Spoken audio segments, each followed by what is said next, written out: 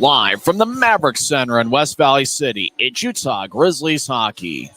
As tonight's the opener of a three-game weekend series between the Grizzlies and the Tulsa Oilers.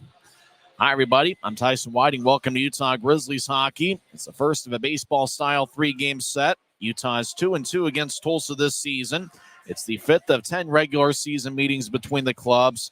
Grizzlies have been pretty good on home ice this year, as they've got a record of 8-6 at home, and they've outscored opponents 48-43. Tulsa has been about a 500 team on the road this season with a record of 5-5-1 away from BOK Center. Grizzlies defenseman Kyle Mayhew's certainly been outstanding this year. He's got 6 goals this season, which is tied for the league lead amongst defensemen. The Tulsa Oilers are led by Kyle Krenkovic, who has 23 points in 22 games this year, 7 goals and 16 assists. Their top 2 goal scorers are Michael Farron and Tyler Polson, who each have 11 on the year. Rob Murray usually has a pretty good unit. He's the head coach of the Tulsa Oilers. It's going to be an interesting one here tonight as the Grizzlies look to end a 6-game losing streak. Will Cranley will get the start in net for the Grizzlies. It'll be his 3rd appearance in a Utah uniform and 9th professionally. He spent 6 games earlier this year with the Reading Royals. It's his 3rd game with the Grizzlies and first here on Maverik Center ice. He has stopped 52 of 60 over his first 2 appearances. Well, if you're in the West Valley area, come on down and enjoy America First Credit Union Friday. And with every AFCU Friday, tickets start just $10 when you pay using your AFCU debit or credit card at the Maverik Center box office. If you can't, obviously we got the game right here on Flow Sports for the video stream and YouTube for the audio broadcast. We do have some good news here on this Friday night. The air quality has moved from unhealthy for sensitive groups to moderate. So at least we got that going for us. When we come back, we'll talk with Tim Broussard and get his thoughts on things as we're in business on a Friday night. And you're listening to the Grizzlies Hockey Network, presented by Rio Tinto Kennecott. This isn't just copper. It's our job. It's food on our families' tables. Without it, we couldn't stay in touch. It's what keeps our homes warm. And our lights on. It's the power behind the team. And a greener, brighter future. This isn't just copper. It's a proud Utah and a strong America. Welcome back to Utah Grizzlies Hockey. I'm Tyson Whiting here with Tim Broussard as we're live on a Friday night. First of a 3-game set. Looks like a good crowd is filing in here. We've had 2 outstanding crowds the last 2 home games, and hopefully we'll have another good one here tonight as Grizzlies begin a 3-game set against the Tulsa Oilers. Tim, Utah is 2-2 against Tulsa this year. The Oilers have put together a pretty decent run after getting swept here at Maverik Center the first 2 games of the season, and it seems to be a pretty balanced attack for their offense. Yeah, they're known for that grind line. So we, out of any time to not let any team get ahead.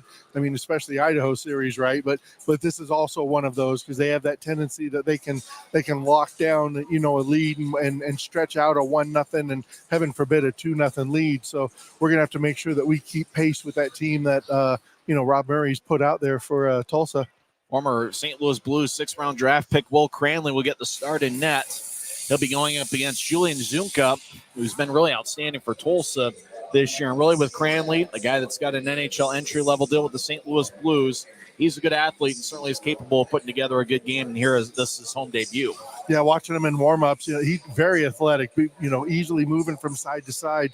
We'll see how he plays. Some of the higher pucks we noticed in practice, you called it, that sometimes he'll go down early and tend to cover low at the expense of giving up a little bit high. I'm sure that Ryan Kanasowicz would have mentioned that to him, with Ryan Kanasowicz being the sniper that he is. So it'll be interesting to see how he plays and the distinct style difference between him and Januzzi. Januzzi playing a much more active, a much more aggressive style, and Cranley a little bit more, I don't want to say passive, but let's go with methodical and a surety. I think the better vision would actually go to Cranley and his athleticism, but either way, we've got a decent 1-2 duo that we can work with in net. Who do you think is going to be the optimum first goal of the game? Who's scoring first for Utah tonight? You know what? You called it earlier with Mayhew. So he caught my attention. 6 goals, leads the leagues for defensemen. So I'm going to go with him. It seems like we might be struggling a little bit on offense. So we'll lean on our D a little bit to get things going. Who do you think? Tyler Penner over the last couple of games has really picked it up, and I think he's been the Optum first goal of the game scorer here twice over the last couple of weeks. I'm almost thinking about leaning towards him. The Grizzlies do get back Adam Berg and Cody Carant, so they get the Cincinnati duo back, the former Cyclones. But I got a feeling the first goal tonight's going to be scored by Dylan Fitz, as he's going to fire a snipe from the right circle. I'm happy with that, as long as we're not still talking about the Optum first goal of the game in the second and third period. And let's get the monkey off our back early. Let's put some early pressure on Tulsa. Let's make them play our game. Let's constrict them through the neutral zone, and let's get that first early goal and get off to a really good start. Yeah, it's never great in the first intermission when you go, and you can still make your pick for the Optum first goal of the game. No, we were talking about that. What's owed to the team? If you're going to win, you got to have 3 goals. There's 3 periods, so your quota is at least a goal a period. Yeah, and we're not quite there. If we score, we're scoring 5 and 6 goals at a time, but it kind of skews the numbers or not, a little bit.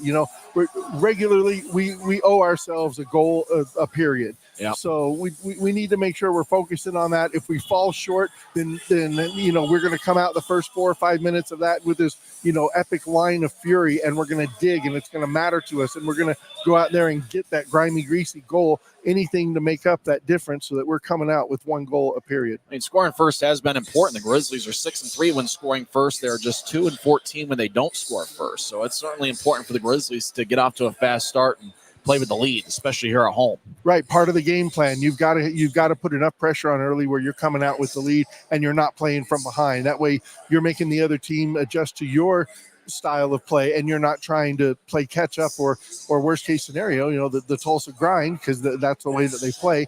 They are very comfortable with that, and they can kill blocks of time, 4, 5, 6 minutes of the time, that they just vanish into the ether, because that's the way that Tulsa plays. And so it's really important to get a good start and not fall behind against this team. And Tulsa is usually a team that outshoots their opponents. On average, they've outshot their opposition by 7 shots per game, and it seems like every year the Tulsa Oilers do a good job getting 37, 38 shots per game, that sort of thing. That used to be our role. We used to, the Grizzlies used to do that methodically every other night. We've lost a little bit of that identity, and what that's an indication of is the lanes for shooting and even passing, that interior passing, are not there, or they're not dried up, or we're not doing enough to create a little bit of space and time for ourselves to gain that open lane to get that shot through. I think that's probably a huge point of focus that Ryan's brought up to the team, is earning that lane and doing what you need to open that up and find a lane and get a nice high quality shot off. Anything else you're looking forward to here in the first 10 minutes of play? Exactly. I think that the entire tone of the game is going to be set in that first 10 minutes. I know that if Tulsa gets behind, they're going to start playing physical, and I think we can do okay with playing physical on this team. I want to see us constrict in the neutral zone. I don't want to see Tulsa having a free pass from blue line to blue line. Do something to slow down their attack and keep it pushed out to the side. And that first goal, like we mentioned, that's all important. Earn the first goal. If it means going into the corner and taking a hit and coming out with the puck, then do it. Let's do what we need to in front to ensure that we're coming out with the first goal. Thanks for the time. We'll talk to you first intermission. Thanks, Tyson. That's Tim Broussard. When we come back, we'll give you the lineups for both teams. This is the Grizzlies Hockey Network. From commercial to recreational truck accessories, Mountain Land Truck Outfitters has got what you need. Flatbeds, spray and bed liners, lifts and leveling kits, wheels and tires. Mountain Land Truck Outfitters proudly uses a brand you know and trust. And with our experienced, knowledgeable, and friendly staff, your visit here will be informative and enjoyable. Stop into our convenient location in Provo at 265 South 100 West, or call 801-225-4637 to get a Since 1939, America First has helped people start businesses, buy homes and cars, and achieve their financial goals. Today, our top priority is still the financial success of you and your family, which is why we're giving new members $100 when they sign up for a basic savings and checking account, and another $100 when they upgrade to premium checking and enroll in and use direct deposit. So head to americafirst.com today and join the credit union that always puts its members first. Welcome back to Utah Grizzlies Hockey. I'm Tyson Whiting. Let's get to the lineup for both teams. First, for the visiting Tulsa Oilers, who are led by longtime head coach Rob Murray. His assistant is Scott Duarte. They've got a record of 13-10-3 this season. They're a 500 team on the road, with a record of 5-5-1. Starting in net is Julian Zunka. J-U-N-C-A, his last name. He's a big guy, 6'5", 203 pounds. He's got a record of 6-5-1.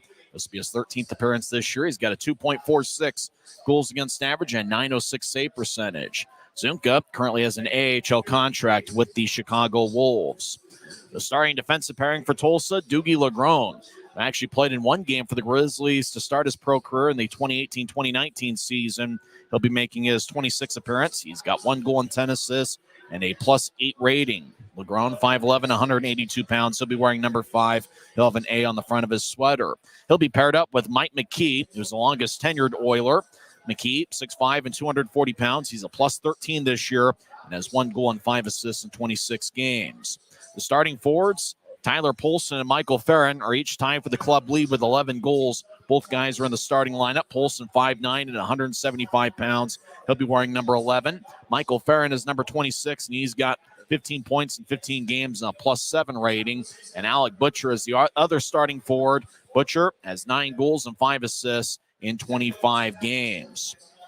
One of the big scratches, actually there's a couple big scratches out of the Tulsa lineup tonight, as Eddie Matsushima is out of the lineup, as is Dante Sheriff and Keyshawn Gervais. And I thought I saw Reggie Millette out there for warm-ups, but it looks like the off-ice officials have listed him as a scratch tonight.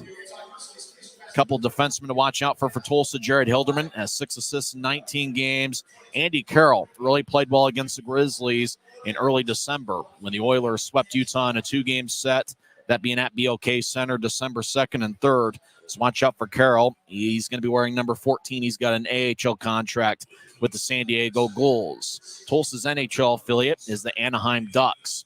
Now for the Utah Grizzlies, we're starting a 3-game series against Tulsa, second of a 4-game homestand. Utah is 8-17 overall this year, but they are 8-6 here at Maverik Center. Starting in net is Will Cranley. This will be his first appearance here at Maverik Center. He appeared in 2 road games earlier in the month.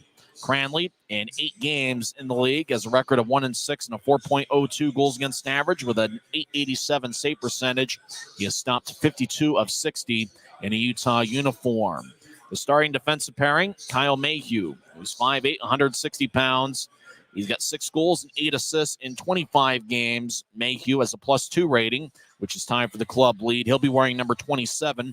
Earlier in the year, he wore number 6. Number 27 was the number he wore at the University of Denver. He'll be paired up with Quinn Wickers. Wickers making his second appearance here on Maverik Center Ice as a member of the Grizzlies. He spent the last 2 years with the division rival Rapid City Rush.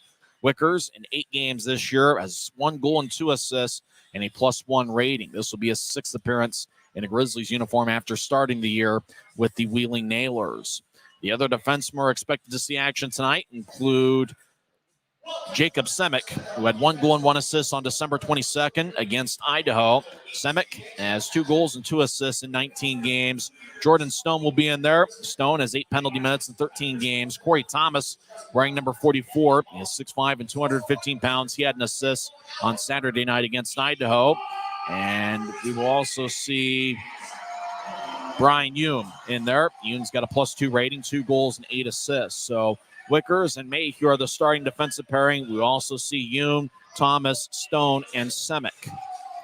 Starting forwards for the Grizzlies, Dylan Fitz, who's my pick for the Optum first goal of the game. Everybody make your pick, as Dude's going to score first for Utah. Fitz has 3 goals and 3 assists in 10 games.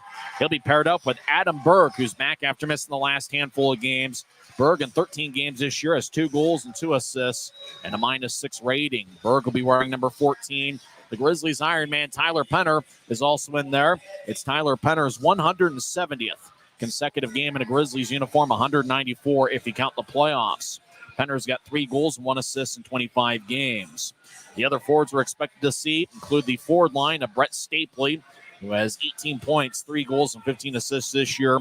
He'll be lined up with Nathan Burke, who also has 18 points this year, 9 goals and 9 assists, as well as Cole Gallant, who has 6 goals and 10 assists in 25 games. J.C. Campagna makes his second home appearance. Campagna, in 4 games with Utah, has 1 goal and 3 assists. Brandon Cutler with 9 goals and 9 assists. It's time with the club lead with Stapley and Burke. He'll be in there, as well as Mick Messner, who's been one of the best Grizzlies over the last month. Messner has 5 goals in his last 9 games. He also leads all league rookies with 2 shorthanded goals.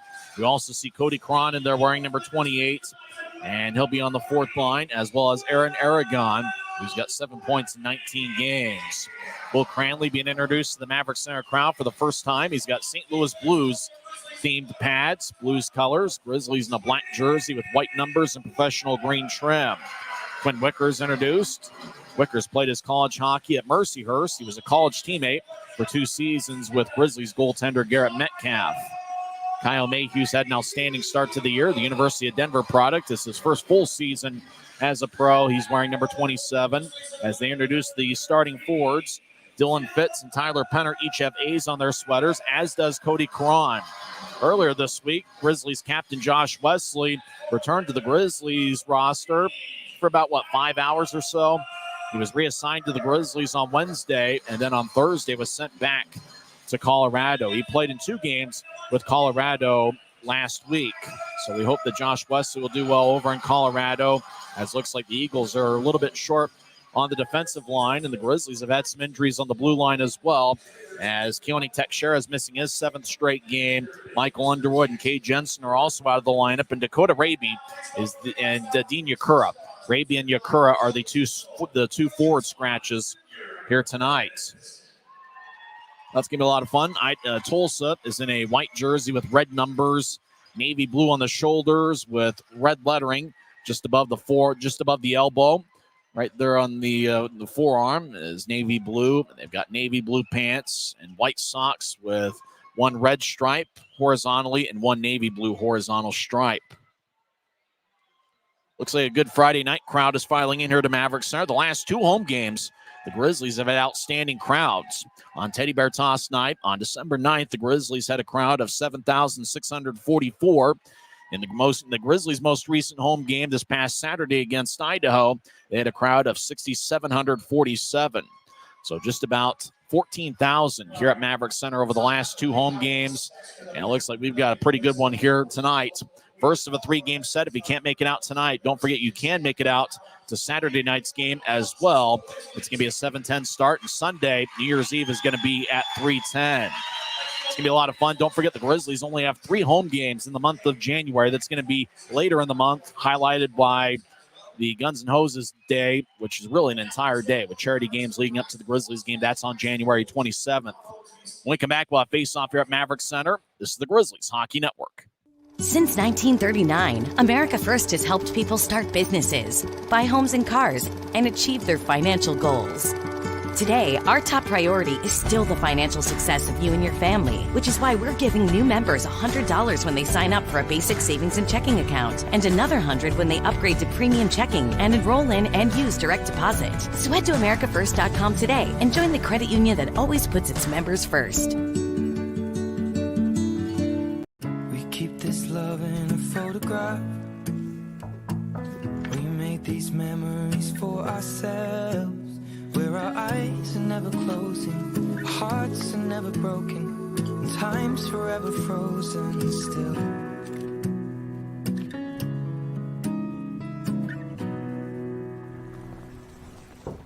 So you can keep me inside the pocket of your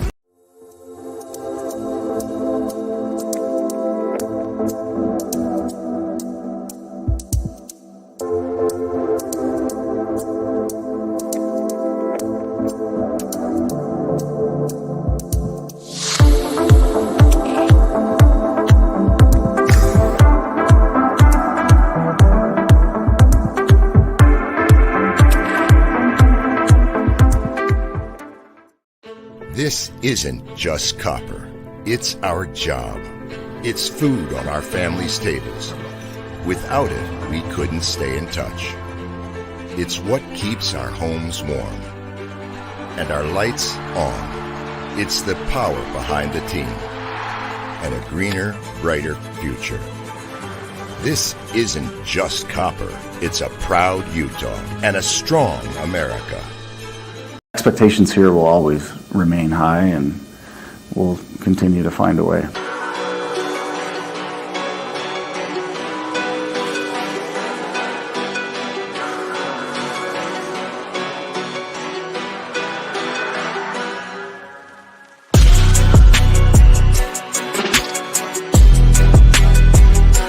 put together a lot of good games, you know.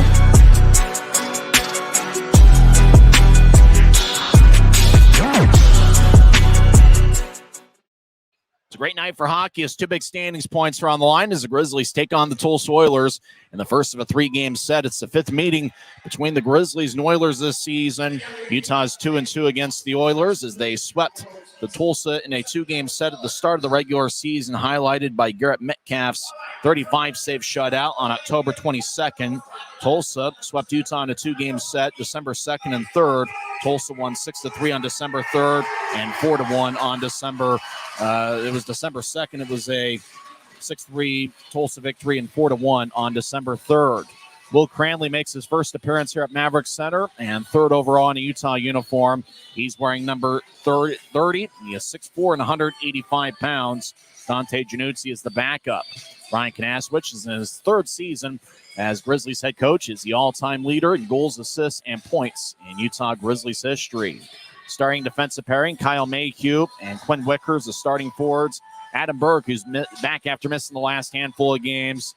And Dylan Fitz and Tyler Penner, the other forwards. Penner will take the opening draw. Tulsa is led by Julian Zunka in net. He's 6'5" with a 2.46 goals against average. Doogie Lagrone and Mike McKee are the starting defensemen. Alec Butcher, Michael Farron, and Tyler Polson, the starting forwards. Yannick Jobin Mansu is the referee, and he drops the puck. The linesmen Andrew Collins and James McKenna. Grizzlies win the draw. They skate from right to left as we see it from high top. Section 114. Good crowd here on a Friday night. Pass up ahead to Adam Berg. It glides off his stick as Penner dumps in deep. Old Tulsa skates from left to right. Right wing pass connects to Farron. He skates to the point. Righty shot. Glove saved by Cranley. He holds on as Tulsa gets the first shot. 19 seconds in. It was a righty shot from Michael Farron from the right point. Watch out for Farron. In 15 games this year, he's got 11 goals and 4 assists. Tulsa will make a quick line change as Carson Vogt out there, number 19. He's got 16 points in 26 games. You have Yaroslav Evdokimov is in there. The Russian is on the right wing. Grizzlies win the draw as Kyle Mayhew gets in after Utah wins the face-off, and I'll tap it off the glass. Tulsa throws it back in. Does Jared Hilderman. Hilderman, 3rd year with the Oilers. Grizzlies tap it off the near glass. It goes past Adam Berg, and it's going to be icing as we get another whistle 33 seconds into the game. Now, start early on. Fans are filing in here, so grab some chips and dip and a beverage of your choice and enjoy a little bit of Friday with us. Don't forget, Grizzlies will also be home tomorrow night at 7:10 and Sunday, which is New Year's Eve at 3:10. Grizzlies only have 3 home games in the month of January, so you want to make sure to take advantage here this weekend. Quinn Wicker's stick broke, and so we'll get a new one from the equipment manager, Jackson Hibbert. As Grizzlies have kept the same 5 on the ice here for the first 33 seconds of the game. As Wickers will skate to his defensive position. Taking the draw is Jimmy Lodge for Tulsa against Tyler Polson. And as the draw won by the Grizzlies, Mayhew will move it ahead to Berg along the near side. Berg gets to center ice, and the former Cyclone dumps it in as he chases after it. Carl Budria falls down. Penner throws to Fitz. Fitz gets back checked. Penner gets it back and throws it to Semick. Back to Penner, over to Semick, right side. He feeds to the left side as Wickers takes a lefty shot. And a blocker saved by Junka. Puck goes back over to Berg, who feeds it to the corner that he vacated. Fitz will backhand it towards Brett Stapley in his first shift of the game. Stapley, the University of Denver product, second-year pro, loses it.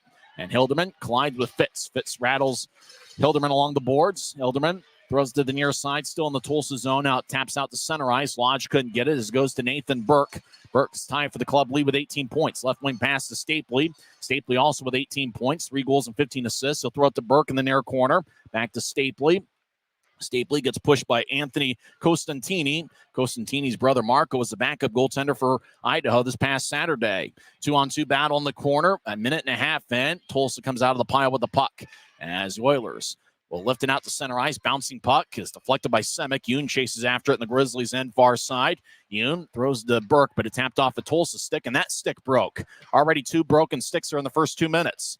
As Reggie Millette over there, as Tulsa has the puck. Right wing pass to Costantini. He feeds it back to Millette on the left side. He enters the zone. Drops it off for Andy Carroll. Carroll back towards Millette, but rolls it along the boards. As Tulsa brushes it to the right point, Costantini, righty shot. Glove saved by Cranley. He holds on as Will Cranley has stopped the first 2 that he has seen so far. We're just getting underway. 17:55 left in the first. The fans take up a Let's Go Grizzlies chant. Draw's going to be in the Grizzlies zone. Tulsa comes in with a record of 13-10-3, as they've had a bounce back year after finishing in last place in the Mountain Division. Mick Messner will take the draw against Alec Butcher. Butcher, the former Rapid City Rush skater. He was a pretty good player for Rapid City over a couple of year stretch. As Butcher wins the draw, he feeds it to the near corner. Corey Thomas over there, but Tulsa gets it. Tyler Polson loses it as the puck goes back to Tulsa left point. McKee throws to the left side, but the puck exited the zone as McKee tried to keep it in, but bobbled the puck at the blue line. So the whistle blows as Tulsa's called for offside here, as we've had quite a few whistles in the first 2 minutes and 17 seconds. As Tulsa keeping their shifts pretty short. They came in early yesterday to get acclimated to the altitude. As Messner will take the draw against Carson Folk. Folk wins the draw and tops off his stick. It goes to center ice. Tulsa gets it. They'll back it out into their own zone. Doogie Legrone in the near side. As a fan still filing in here. Neutral zone pass. The Oilers will tap it off the glass near side as it goes deep in the Grizzlies zone. Cranley shuffles it back to the near side as Campagna throws it towards Messner. Now Cutler back over to Messner at center ice. Messner gains the red line. He backhands it in as the puck gets some air under it. McKee over to Millette near side. Millette will tap it off the body, off the leg of Tulsa. And it's Carson Folk who chases after it. Mayhew gets there deep in the Grizzlies zone. He moves it ahead towards Cody Cron. Cron back after missing the last game, which was the last two games, both of them against Idaho. As Kyler Wall feeds along the far wing boards. It gets redirected at neutral ice, so no icing. Both teams make a change. As we're 3 minutes in, still no score. Tulsa's outshot Utah 2-1. Aragon over to Wickers, right wing pass. Grizzlies bobble it. Tulsa throws it back to the center red line where it's taken back by Wickers, who skates to his blue line. As it bounces off the linesman, he regathers it and moves it ahead. Cron battles with Jimmy Lodge. Lodge gets the puck. He'll skate towards his right, and I'll feed it to Hilderman near side. He crosses center and whips it around the boards. It takes a rough ride along the stanchions and glass area as Cron moves ahead, but Tulsa gets the puck. Hilderman up ahead towards Calvin Watson, number 20. Watson dumps in from neutral ice as he gets blasted along the near glass by Tyler Penner. As Semick will move it ahead as it goes past Fitz on to Penner. Penner chips it in from neutral ice and chases after it with good speed. Penner over to Berg, near corner. Back to Penner, skates around Tulsa's net towards the far side. He feeds up top to Yoon, right point. Back to Penner, right circle. He centered out in front to Berg. Now goes to Yoon. Shot goes wide. As now Berg around the net towards Penner, who swung and missed. Tulsa cut in front of him. As Oilers gather the puck. Right wing pass to Lodge, who slides it ahead towards Poulsen. He couldn't handle it. Penner, near wing chip towards Berg, who has to chase after it. Now Fitz enters. Fitz skates towards the corner, rolls it around Tulsa's net as Doogie Legrone throws it towards the point as the Oilers get it back. Tulsa gets to center ice. Grizzlies back defensively. Tulsa bounces it to the right point, and there's the Grizzlies zone. Corey Thomas will chip it to Jordan Stone, who moves ahead to Stapley.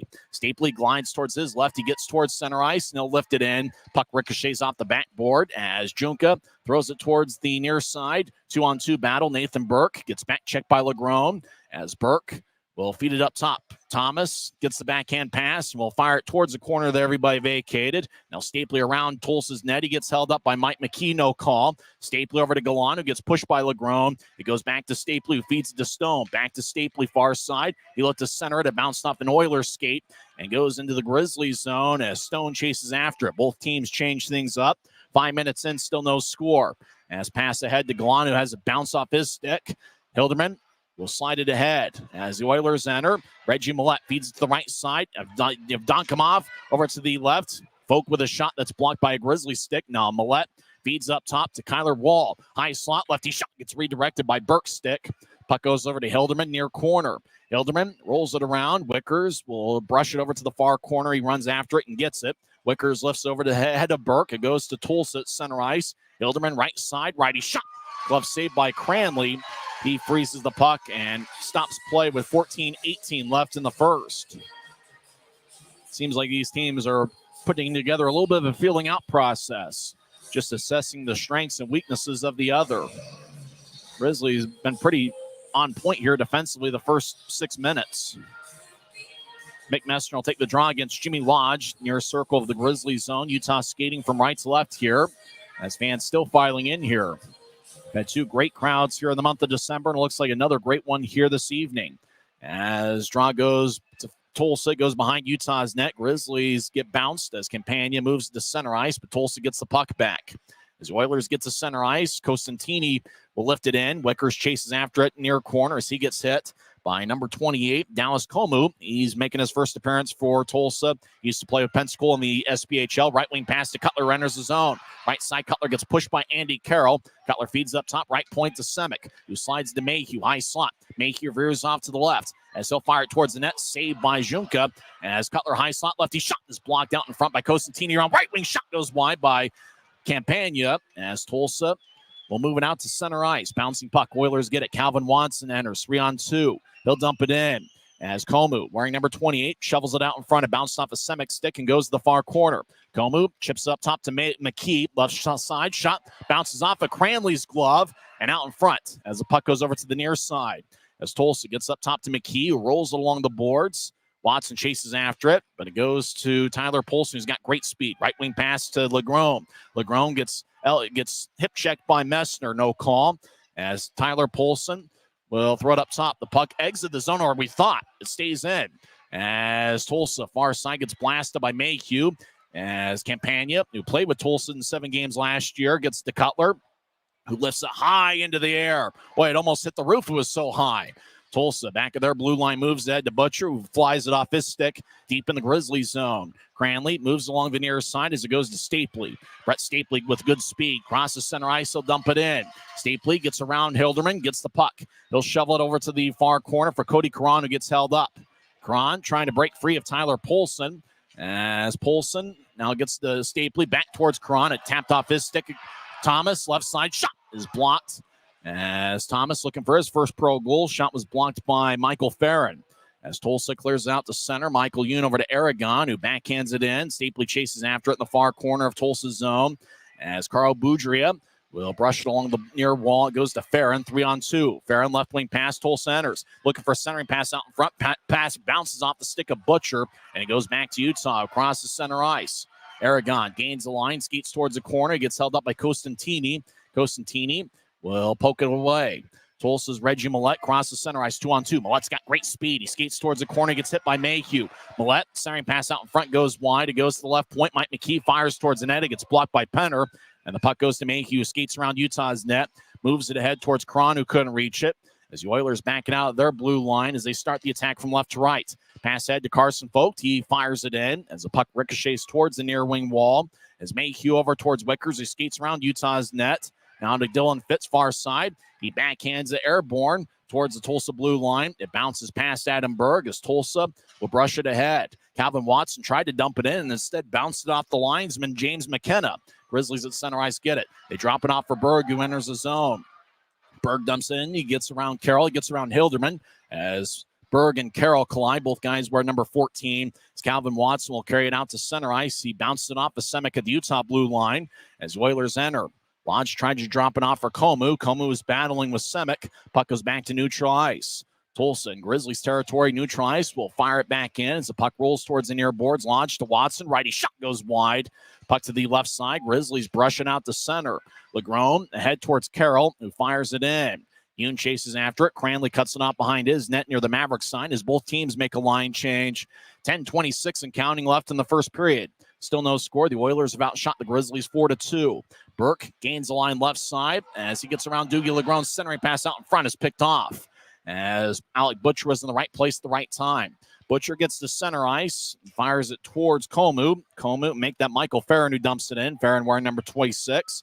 Thomas throws to Burke along the near side. Burke will shovel it out towards center ice as Legrone battles with Cole Gallant. Goes back to Burke at neutral ice. Right wing pass to Stone. Stone has it chipped away as Gallant. Now Stone gets it back near the Grizzlies bench. He feeds it back to Thomas, left wing. Thomas over to Gallant, who crosses center ice. And he'll fire it in as it goes back to Doogie Legrone.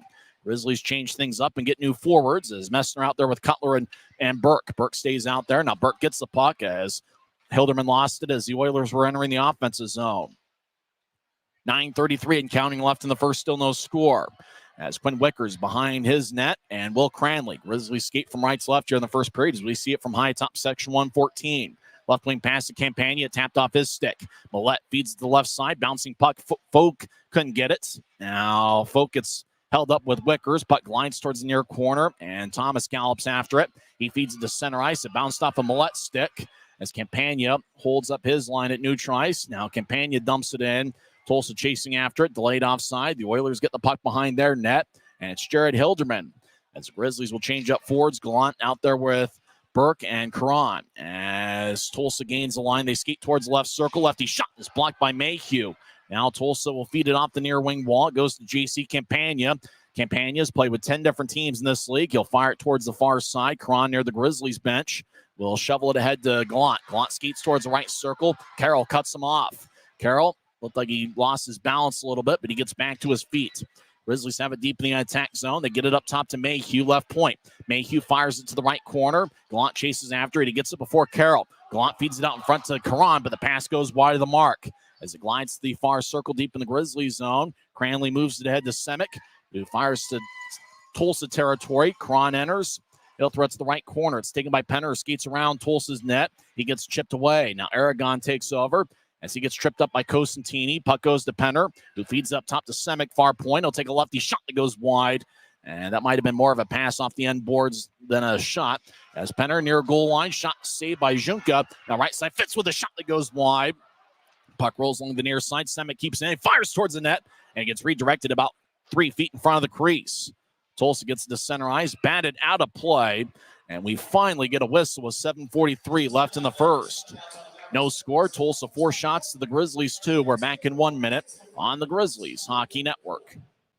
At Smith's, shop Kroger brand products for all of your favorite things this holiday season. Because our proven quality products come at exceptionally low prices. And with a money-back quality guarantee, every dish is sure to be a favorite. These are a few of my favorite things. La, la, la, la, la, la. Whether you shop delivery, pickup, or in-store, Kroger brand has all your favorite things. Smith's, fresh for... Maverik's new bean-to-cup machines always deliver a freshly ground cup of coffee on demand, so you can enjoy any of our premium roasts at their best, day or night, hot or iced. Enjoy a fresh cup today. You know, it's funny, we had a lot of whistles there the first 3 minutes and almost none over the last 10 minutes. 7:43 is left in the first, no score. Very few shots here so far on both sides. Tulsa with 4. The Grizzlies have taken 2. Bit of a feeling out process here. Draw is going to be at center ice after Tulsa batted it out of play around the Grizzlies center ice logo.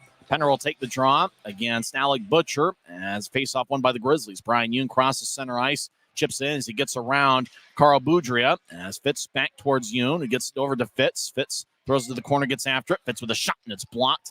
As Butcher blocked the shot, he's blocked a few here in the first period. He gets across center ice. Butcher glides towards his right as he enters the zone. Onside, Butcher collides with the boards as Penner hit him, and Butcher gets divorced in the puck. Left wing pass to Fitz off the wall. Fitz will hit it off a stanchion near corner. Berg back to Fitz, who skated to the corner. Fitz tried to get it back to Berg. It bounced off an Oiler. Fitz feeds it towards the middle.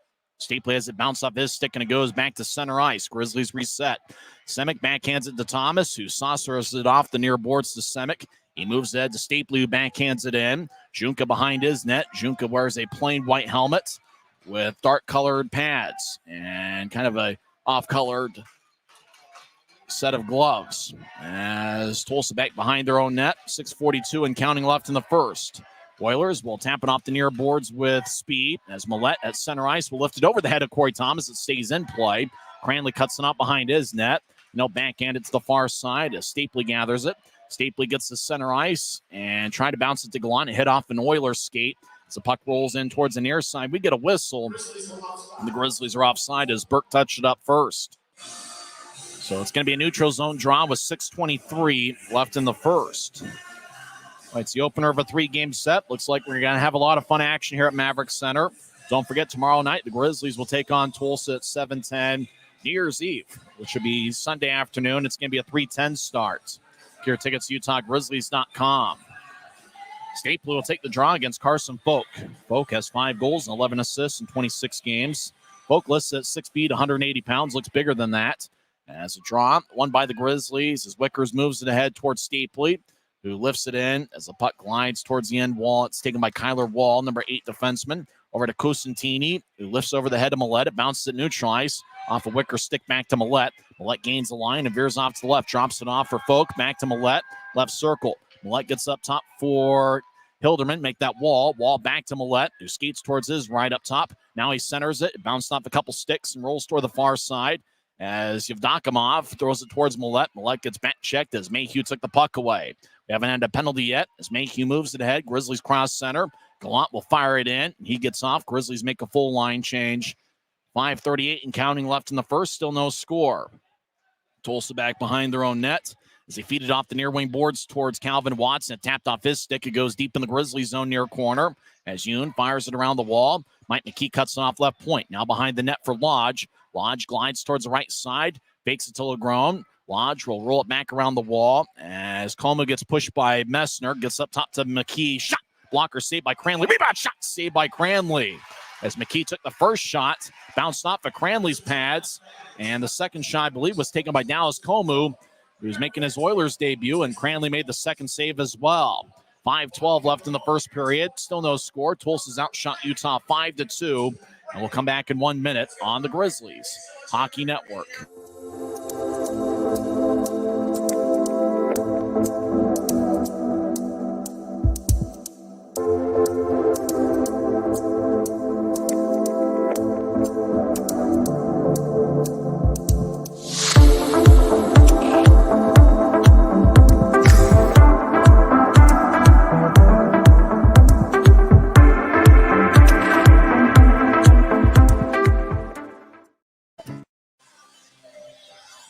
.5:12 left in the first period.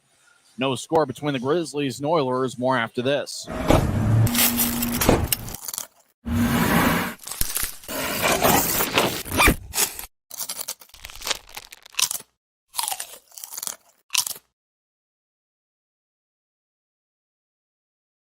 Grizzlies have 2 shots on goal. Quinn Wickers and Kyle Mayhew. 2 defensemen have Utah shots. Not a single shot by a forward so far. For Tulsa, their 5 shots, nobody has more than 1. Mike McKee took the most recent from the left point. Jimmy Lodge will take the draw against Messner. Draw won by Utah's Brian Yoon. Will saucer it out to center ice. It goes past Mike McKee. Cutler chases after it, but Dewey Legrone gets there first. Now Cutler back checks him behind Tulsa's net. Legrone took it back away from Cutler as he feeds it towards Mike McKee on the near goal line. McKee moves it ahead to Watson, who crosses center ice. Watson has it poked away by Semick. Puck back at the Tulsa blue line. As Legrone gallops after it, he throws the center ice. It's taken by Lodge, who skates back towards his own zone. Now he's in his own zone. He's at the far goal line, Tulsa's end, across to Legrone. Left wing pass towards McKee. McKee crosses center ice, left wing feed. Taps off of Thomas's stick. Oilers, Watson overskates the puck. Grizzlies get it back. Left wing pass to Campagna, who gets to center ice, and he fires it in slowly. Cron chases after it. He collides along the boards with Carl Boudria. Hilderman back to Boudria, who skates around his net towards the far side. He shovels it high into the air. It's gloved and dropped by Corey Thomas around center ice near side. Thomas overskates it. Now it goes to Nathan Burke. Burke throws it behind his back for Stone at the center ice logo. Stone fires a shot that goes wide as ricochets off the boards towards Hilderman. Left wing pass connects. Tulsa's got a breakaway. Oilers skate down the middle. Righty shot goes over the crossbar as Polson missed the net. Puck goes back to neutral ice. Tulsa fires it in. Thomas, it looked like could have been touched up for an offside, and that's what Thomas wanted, but Thomas gets the puck. He throws to the far side. He goes past Stone, and it's going to be icing on the Grizzlies. 3:44 left in the first. Boy, Grizzlies fired towards the net, and then Tulsa with a long-range pass that went airborne. It was gloved and dropped by Tyler Polson. He had a breakaway, and he tried to go high on Cranley and missed the net. Fired it right off the glass behind Utah's net. 3:44 left in the first. Draws going to be in the far circle. Fans still filing in here, and we got a really, really good Friday night crowd. Well, the last 2 crowds have been outstanding here at Maverik Center, as we had 7644 here on Teddy Bear Toss night on December 9th. And last Saturday, 6,747. We got somewhere in that neighborhood here tonight. Grizzlies win the draw. Fitz will tap it off the far glass, and it goes to center ice as Burke gains line. He gets held up by Costantini. Now Costantini took it away. He fires towards the near side for Millette. As Millette back in his own zone. Left wing pass, long range. Connects. Tulsa skates towards left circle. McKee lefty shot. Saved by Cranley, and he holds on. Make that Carson Folk, who took that shot as they dropped it off for him in the left circle. Folk had all of the velocity he wanted on that shot, and Cranley made a glove save as play stopped with 3:20 left in the first. Cranley making his Maverik Center debut. He played in 2 games on the recent road trip, both of them in Fort Wayne. He stopped 40 of 45 in his Grizzlies debut on December 15th, and he played the first period on Sunday, December 17th, and stopped 12 of 15 before Januzzi played the final 2 periods. Oilers have it back in their own end, skating from left to right as rink-wide pass connects. Oilers trying to dump it in. Instead, they carry it in themselves. Left side, Tulsa waits for everybody else to enter. They drop it off. Carson Folk, left circle, lefty shot goes wide. Puck rolls towards the right point. Hilderman fires towards the net, saved by Cranley. Puck far goal line. Tulsa tries to center it out in front, and the pass goes wide of the mark. Fitz will carry it out to center ice. Fitz gains the line, cut off by Hilderman. Hilderman, third year with the Oilers. He was a teammate with Tyler Polson as Utah kicks it out in front. Berg shot, saved by Junka. As Fitz drops off Wicker, shot, saved by Junka. Puck still in play. Grizzlies hacking away. Penner shot, saved by Junka. Penner skates towards the near corner to get it. Penner feeds up top to Fitz, who gets the high slot from Wickers. One-timer goes wide. Mayhew around Tulsa's net. Now he stops and reverses back to the right circle. Mayhew skates towards his left. Mayhew dances around the right side, skates towards the circle. Lefty shot, saved by Junka. He holds on with 2:19 left in the first. Good barrage of shots for the Grizzlies. It took about 5 in the span of 30 seconds. And Utah finding some consistency offensively with that shift. Great job by Berg, Fitz, and Penner, along with Mayhew and Wickers. And that's the first time the Grizzlies fans will applauded here so far tonight. Utah's going up against a good goaltender in Julian Zunka, who's got an AHL contract with the Chicago Wolves. Zunka is a native of Prades, France. I know that's not how you say that name of the city in France. Not like I've ever been rich enough to get a vacation to France anyway. Grizzlies win the draw. Semick over to Yoon, right side. Yoon with a righty shot. Gets redirected and goes wide as Stapley was in the area. As Gallant back over to Stapley, who feeds to Nathan Burke behind Tulsa's net. Burke skates towards the near side, and he'll tap it off the boards for Semick. Semick back towards Burke. Left circle, lefty shot. Is blocked by his own guys. Hit off Gallant. Gallant gets pushed along the boards by Mike McKee, who haven't had a single penalty here in the first 18 minutes of play. Up top to Semick, across to Yoon, over to Burke. Burke back to Semick. Semick winds and fires. Saved by Junka. He holds on as Semick with a blast from the left point. Junka is able to make the save. And, well, you got to say this for the Tulsa goaltender. Here over the last few shots he's taken in the last 2 minutes, he's done a good job controlling the rebounds. As he did a good job there on the blast from Semick. As both teams will change things up. And if Zunka would have allowed a rebound there, Cole Gallant was in the right place to take advantage of it. That's one of those where controlling the rebounds keeps it a scoreless game. As drawn the near circle, Messner's out there with Campagna and Cutler. Up top is Semick and Yoon. Still no score, 1:46 left in the first. Draw won by Utah. Semick over to Campagna. Left point. Campagna played in 7 games at Tulsa last season. Campagna gets it back after losing it. Campagna threw it ahead. Folk picks it off and throws it to center ice. Grizzlies reset. Yoon over towards Messner. Tapped off a stick back towards Yoon, who fired it off Tulsa. We get a whistle, and it looks like a hand pass is called. This draw is going to come back to neutral ice. 1:29 left in the first. Tulsa with 6 shots. Grizzlies up to 8. And 6 of those 8 shots have been taken here over the last 2.5 minutes. Fans take up a Let's Go Grizzlies chant. And like I've said, another great crowd here at Maverik Center. As Messner will take the draw, and it's won by Utah's Cutler. High slot, lefty shot. Tapped off an Oilers stick and flies out of play off the protective netting. Boy, Dougie Legron's been a really reliable defenseman for Tulsa. And it's kind of odd that he actually got his start as a fan chugs a beer. And he chugged it with ease with 1:25 left in the first. That a baby. Looks like he's in the front row, too. Legron actually started his pro career playing in 1 game with the Grizzlies. I think that was in March of 2019 against the Allen Americans. Then he played in 2 games with Allen. Later that season, he's really been a fixture in this league over the last few years. Played last year with Nottingham. Grizzlies win the draw. Cutler across to Wicker's left side. Lefty shot. And it bounced off the Messner, maybe bounced off the McKee right in front of Junka. Tulsa ices it. Cranley in front of his crease plays it. And so fired off the near side. Campagna has a tap off his stick. It goes deeper in the Grizzlies zone as Wickers gets there before Legron. Far corner, Cutler battles. 1 minute left in the first period, still scoreless. Grizzlies have an 8-6 shot edge. As Cutler throws it between his legs, it goes to Tulsa. Right, left side. McKee fires towards the net. It goes wide. Doogie Legrone fires a righty shot that goes wide as Legrone fired from along the near wing boards. McKee left point, lefty shot. Saved by Cranley as he absorbs the body save right there around the Grizzlies logo and holds on with 43 seconds left. This is exactly what you want if you're the Grizzlies. See some shots from the point, have Cranley make some routine saves, and have him get into a rhythm. And I think if you're Ryan Kanasowicz and Christian Horn, the two Grizzlies coaches, you have to like the way things have turned out defensively for the Grizzlies here in the first period. Draws game in the far circle. Another fan chugging a beer, but he's got a can, so it's tough to see the progress of this beer. And as Utah wins the draw, Yoon will ice the puck as Junka lets it go. And icing is on Utah with 35 seconds left in the first. During the first intermission, we'll recap what we can of the first period. Not much has happened statistically. And we'll also talk with Tim Broussard and get his thoughts on things. And we'll also go over some scores from around the world of sports. Stapley will take the draw on the near side. Alec Butcher will do the honors for Tulsa. Michael Farron out there on the ice with Tyler Polson. Both guys are tied for the Tulsa lead with 11 goals this season. Tulsa was without a key forward and Eddie Matsushima. Tulsa wins the draw. Farron throws it towards Lodge. He feeds out in front. It bounced off the side of the net. Grizzlies ice it. And the whistle blows with 24.8 seconds left in the first. Good coaching matchup. Rob Murray has been with Tulsa for quite some time, and Ryan Kanasowicz in his third year with the Grizzlies.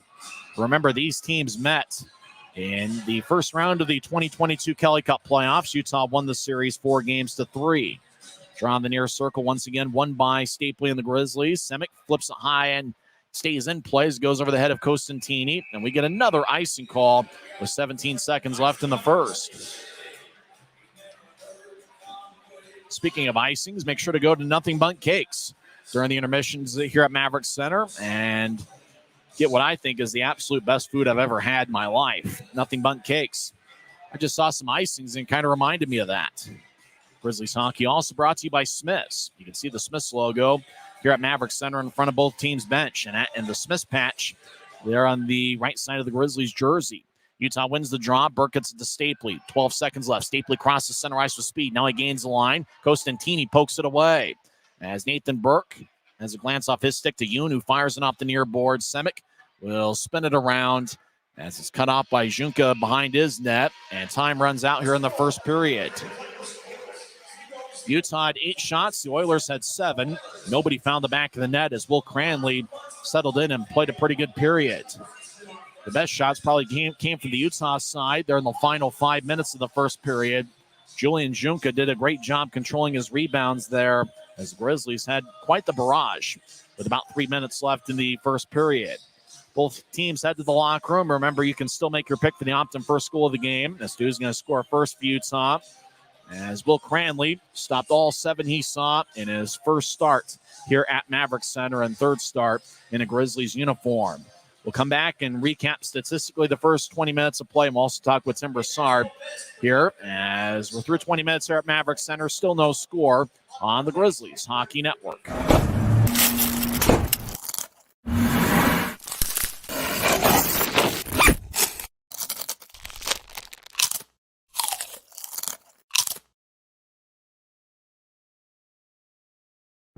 At Smith's, shop Kroger brand products for all of your favorite things this holiday season. Because our proven quality products come at exceptionally low prices. And with a money-back quality guarantee, every dish is sure to be a favorite. These are a few of my favorite things. La la la la, la la la. Whether you shop delivery, pickup, or in-store, Kroger brand has all your favorite things. Smith's, fresh. This isn't just copper. It's our job.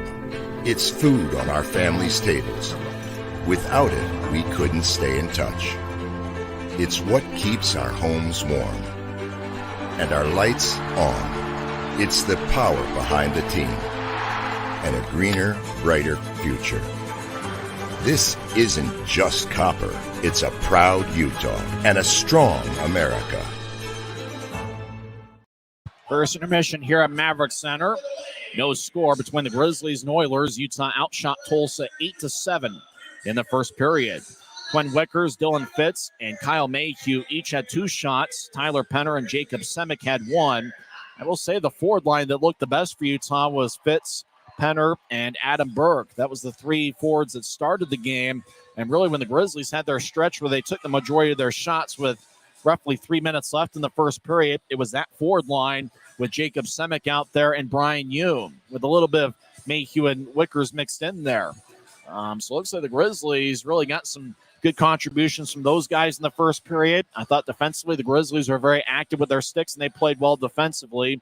And it was good to see Tulsa taking some shots from the point, Will Cranley making the save and really settling in. I think that was the big thing for him here early in this game is make a few routine saves and settle in. And Will Cranley had a solid first period, stopping all 7 that he saw. Julian Zunka, the Tulsa goaltender, he's pretty good. You talk about a guy that's got a 2.46 goals against average this year and a .906 save percentage. He's a big guy, 6'5" and 203 pounds. He's got an AHL contract with the Chicago Wolves, and he stopped all 8 he saw in the first period. For Tulsa's shots, Mike McKee fired away twice from the left point, and so he leads away with 2 shots. Jared Hilderman, Anthony Costantini, Carson Folk, Michael Farron, and in his Tulsa debut, Dallas Komu, each had 1 shot. So it looks like 4 of the 8 shots that Tulsa took in the first period were by defensemen. For the Grizzlies, 4 of their 8 shots were taken by defensemen as well. Actually, 5 of the 8 shots the Grizzlies had in the first period were taken by defensemen. 2 by Wickers, 2 by Mayhew, and 1 by Jacob Semick. Dylan Fitz and Tyler Penner had the only forward shots for the Grizzlies in the first period. We'll talk with Tim Broussard here in a couple minutes, but let's get to some scores from around the league. First intermission over at the Monument. Rapid City leads Iowa 2-0. Rapid City has a record of 11, 14, and 2. After 2 periods, how about them Allen Americans? They lead Idaho 4-1. That game after 2 periods. David Tendek makes his Idaho Steelheads debut. He used to play with Rapid City. He has stopped 16 of 20. Levi Marilainen for Allen has saved 24 of 25.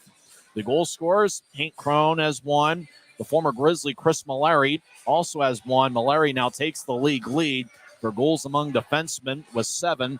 Kyle Mayhew was among that 3 or 4-way tie for the league lead. And Easton Brodzinski, who had a hat trick here at Maverik Center on December 8th. Brodzinski has 2 goals for the Americans. Francisco Arcuri has the Idaho goal. He scored first, then Allen has responded with 4 unanswered. Second intermission, Allen leads Idaho 4-1. Also after 2 periods, Wichita and Kansas City are tied at 1. Kansas City has a record of 27-1, while Wichita is 10-13-4. Also after 2 periods, Norfolk has a 5-1 lead over Fort Wayne. Late third period, Greenville and Florida are tied at 2. 3 minutes left in the third. Atlanta has a 4-3 lead over Savannah. Atlanta started either 8-0 or 8-1 to start the season. They've really struggled. They are now 10-16 on the year. In overtime, Newfoundland defeats Trois-Rivières 3-2. The Grizzlies will be in Newfoundland next week for a 3-game series. Growlers are 13-11-3 on the year.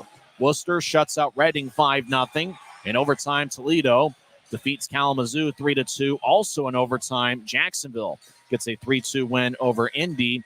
And Maine defeats Adirondack by a 4-0 score. Now we're having a lot of fun here at Maverik Center. And like I said, this is the 3rd straight outstanding crowd we've seen here at home. As on December 9th, we saw over 7,600. And the Grizzlies' most recent home game, Utah had a crowd of 6,747. That was this past Saturday where Idaho defeated Utah 6-1. When we come back, we'll talk with Tim Broussard and get his thoughts on what he saw in the first 20 minutes and how are the Grizzlies going to find a way to break the deadlock here in the second as the Grizzlies looking to end a 6-game losing streak. We're scoreless after 1 period, and we'll talk with Tim on the other side. This is the Utah Grizzlies Intermission Report presented by Rio Tinto Kennecott on the Utah Grizzlies Hockey Network. Since 1939, America First has helped people start businesses, buy homes and cars, and achieve their financial goals. Today, our top priority is still the financial success of you and your family, which is why we're giving new members $100 when they sign up for a basic savings and checking account, and another $100 when they upgrade to premium checking and enroll in and use direct deposit. So head to AmericaFirst.com today and join the credit union that always puts its members first. Welcome back to Utah Grizzlies hockey. First intermission. I'm Tyson Whiting here with Tim Broussard. No score between the Grizzlies and Oilers. Tim, what stood out to you in the first 20 minutes of play?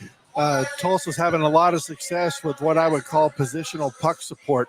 When they're going into a scrum or when there's a lot of close-in play, they're leaving a guy back and giving up kind of the 50-50 idea.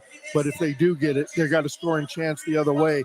You see it generating on our far side, on the left-hand side, their left wing side, as they're coming in, and it's already generated a number of positive chances for Tulsa. A lot of shots by defensemen in the first period. 4 of Tulsa's 7 shots were by D-men. 5 of Utah's 8 shots were by defensemen. I think the good thing for both goaltenders, a lot of shots taken out near the blue line, is they were both able to settle into the games, in kind of a nice pace. Especially with Cranley getting those shots early that he did. We had a period of time, and we'll talk about that in a minute, where we didn't have too many shots. So at least to see that the defenseman number one our defensemen are getting some shots, and the shots that Cranley was seeing was away and not necessarily 2 feet, in front of him trying to, somebody deke in. That happened later, but at least he was able to see some action and settle in, get his legs underneath him, and that's exactly what you want to have early. Neither team committed a penalty in the first period, and it seemed like both teams really put together a concerted effort to stay out of the penalty box. At least that's what I noticed early on. I would agree with that. I'll go along with that and even up that. I think both teams don't want to give another unfair advantage or a penalty play or a penalty kill on themselves or power play opportunity. No free chances. I mean, you can see that, and I'm glad to see with the constriction and how the ice is being contested, not just on the neutral zone, but all over the ice. Everywhere it's being contested. So it's a good sign if you want to see a change on how we've had the season to date, where we're giving up real estate early, giving up a lot of chances. I think we managed to keep Tulsa mostly boxed in, nobody getting a lot of good looks, too many looks. And if they were coming from the point, with the exception of the ones that we mentioned on the left wing getting free. With 5 minutes left in the first period, Grizzlies were just at 2 shots. I don't know if there was about 3 minutes left in the first period. Grizzlies took about 5 right in a row. Bam, bam, bam. Junka did a great job controlling his rebounds there. There was one shot that was taken by Semick, and boy, if he would have had bounced off his pads, Gallant was right there to put it away. Right. So good thing, bad thing. At the 12:08 mark, we only had 2 shots. Okay. At the 2:19 or at the 2:35 mark, we'd only had 2 shots. That was just before that moment of fury. So we went almost 10 minutes without generating a shot. That's a problem. The good thing is we had that moment of fury, and we were able to generate at least 4 or 5 chances and keep Junka honest and at least keep him involved. And I thought we were going to break the ice there, but we didn't. Especially when you see the puck go in and the goalie's looking around for it, and then it comes back out. The goalie's still looking for it. He's thinking it's down and it's on a forward stick. That's unfortunate for us that it was going off bodies and off to other harmless places under the ice, but those type of opportunities are golden, and that's what it's going to take to get and to gain the lead, to get our first one. And we know we didn't want to have going into the second period our optimum first goal of the game. We wanted that established early, but at least I'm seeing a lot of positivity with what we're willing to do to gain that, so I'm okay with that. Seemed like the passing was interesting. It looked like Tulsa really was stretching it out a little bit more than the Grizzlies in the first period. Yeah, they were having a lot of success, and I noticed we were doing. It seems. Where's my notes? It's a little bit of a passive collapse. We would entertain the thought of putting pressure on the D, and then we back off, kind of conceding that shot in. But we're going to collapse or low and take everything away low. And at least for that period, it kind of turned out true that, with the exception of the few breakaways and on the left, I think we did a really good job of congesting the middle and providing really good puck support for Cranley, so that if he did give up a rebound, he wasn't immediately eating that. Tyson Whiting here with Tim Broussard. First intermission here at Maverik Center. No score between the Grizzlies and Oilers. So how does the Grizzlies break out of this deadlock here and break through here in the second period and take a lead? We got to do better with passing. It seems like every time our threats are coming off of when we gain the zone, and then it's a one-man show from there. So it's a 1-on-4 or 1-on-3 or 1-on-5. So I think we're going to have to do something to establish some offensive zone passing, and it's going to start with the D on the back end on the transition, getting it through, having the forwards gain the zone and probably get it back to the D, and then start some type of a rotation through there. Short of getting a penalty or a power play, I think that's what we're going to have to do. We're going to have offensive zone time and then some nice crisp passes. I thought our best forward line that first period was Berg, Penner, and Fitz. Those guys really were pretty solid. And I thought, you talk about here in the month of December, I think really Jacob Semick with consistent playing time has really settled in. And he's played some great hockey for the Grizzlies. I like his step-in shot. He has a little bit of a move left, and then he moves right. And when he moves right, he's moving forward around either the forward or whoever's challenging him, and he's got a nifty little shot. It doesn't take a lot of room to get that off, and it's got a little bit of action on it. And especially if you've got traffic out in front, that can be deadly. So more of those type shots, I think, are in order if Simic can get open and even step in a little bit more. And if they're going to give him that lane, then by all means, take it every single time. I think I mentioned it a few times already, but how about this crowd tonight? Third straight outstanding crowd here at Maverik Center. Hats off to Jared Youngman and crew for getting everybody here and the volume, and this crowd is electric. I can't wait for the first, second, third, and fourth and fifth goals so that we can have the Carl's Jr. cheeseburger. I mean, this place is just going to erupt. We just need a little bit of success. Keep digging, maybe get a power play, earn one of those, and then let's put it in the back of the net. I'm happy to see Fitz with 2 shots and Witchers with 2 shots. That's a good sign for these guys. That means that the guys down low are getting dirty and they're getting involved. We need to get some goals because I love those Carl's Jr. cheeseburgers. Those are outstanding. I know, right? Almost to a fault. Let me ask you this, and as you're watching it, and you're watching the defensive line change or defensive and offensive line changes. You called it out early in the first, the quick line changes. Well, I seem to watch it throughout the entire period. It was kept really short. I don't know if that's your observation throughout the whole. I noticed Tulsa was keeping their shifts short. I know that Rob Murray certainly has been a coach in this division for a long time. He's been with Tulsa for quite a while, and before that was with Alaska for many years. And so he knows exactly how to win in this building. I think he knows about the altitude, and so I think he wanted to get everybody acclimated a little bit. They got here pretty early yesterday, and I think he knows that he doesn't want altitude to play a factor here in this series. If you're looking for a way, how does that play into our hand? That means his skilled players aren't going to be out there as long for any particular shift. It'll be, not too long before they're going to be coming off the ice and then replacing. So look for a mismatch and line change. And just as a by the way, I had the camera on Ryan Kanasowicz for a good portion of that. He is literally writing down combinations that work. So he is looking for that mismatch that Rob Murray's going to get caught out on a long line, and then he's going to have his like a chess piece, right, or a chess match, yep. and watch for that mismatch in lines. I would almost expect that, especially in the second period where you're going on the long end, I think that's where our first goal is going to be generated from. I think that's probably the best way to describe that first period. It was kind of like a chess match. Both teams are just trying to figure out what was going to work here in this 3-game series. Yeah, right. Everybody moves out their pawns, but nobody's moved out the major pieces that's yet. Right. And right here, it wasn't too physical yet. We know that both of these teams are highly capable of getting physical quick.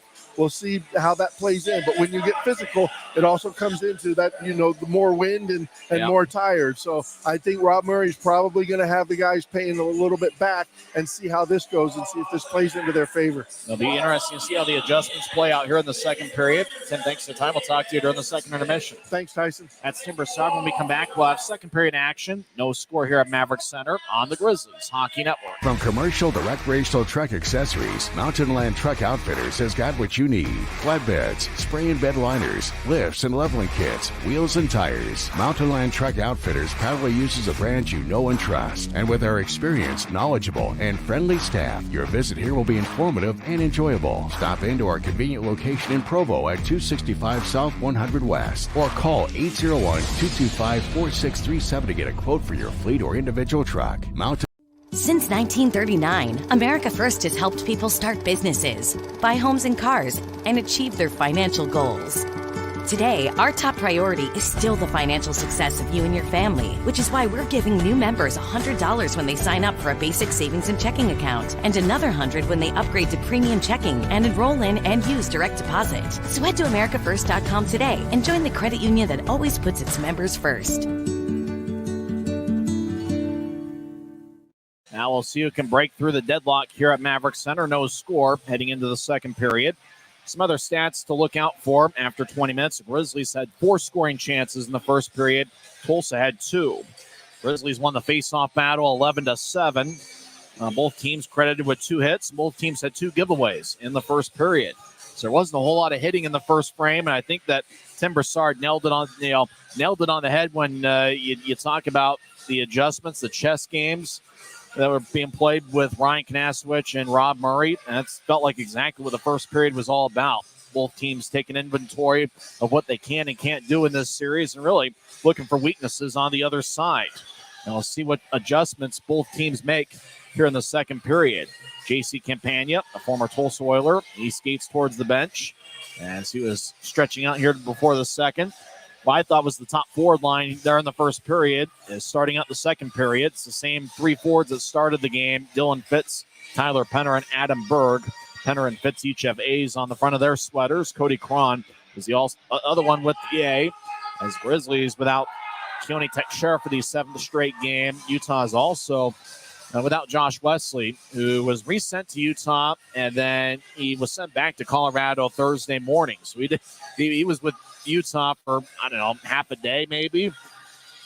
Good thing is he is getting the frequent flyer miles, or hopefully he is. He'll get himself quite a few free flights here after this hockey season's over. Quinn Wickers and Kyle Mayhew, the starting defenseman, as Tulsa will line up with the same 5 that started the game. Alec Butcher will take the face-off with Polson and Farron. Up top is McKee and Legrone.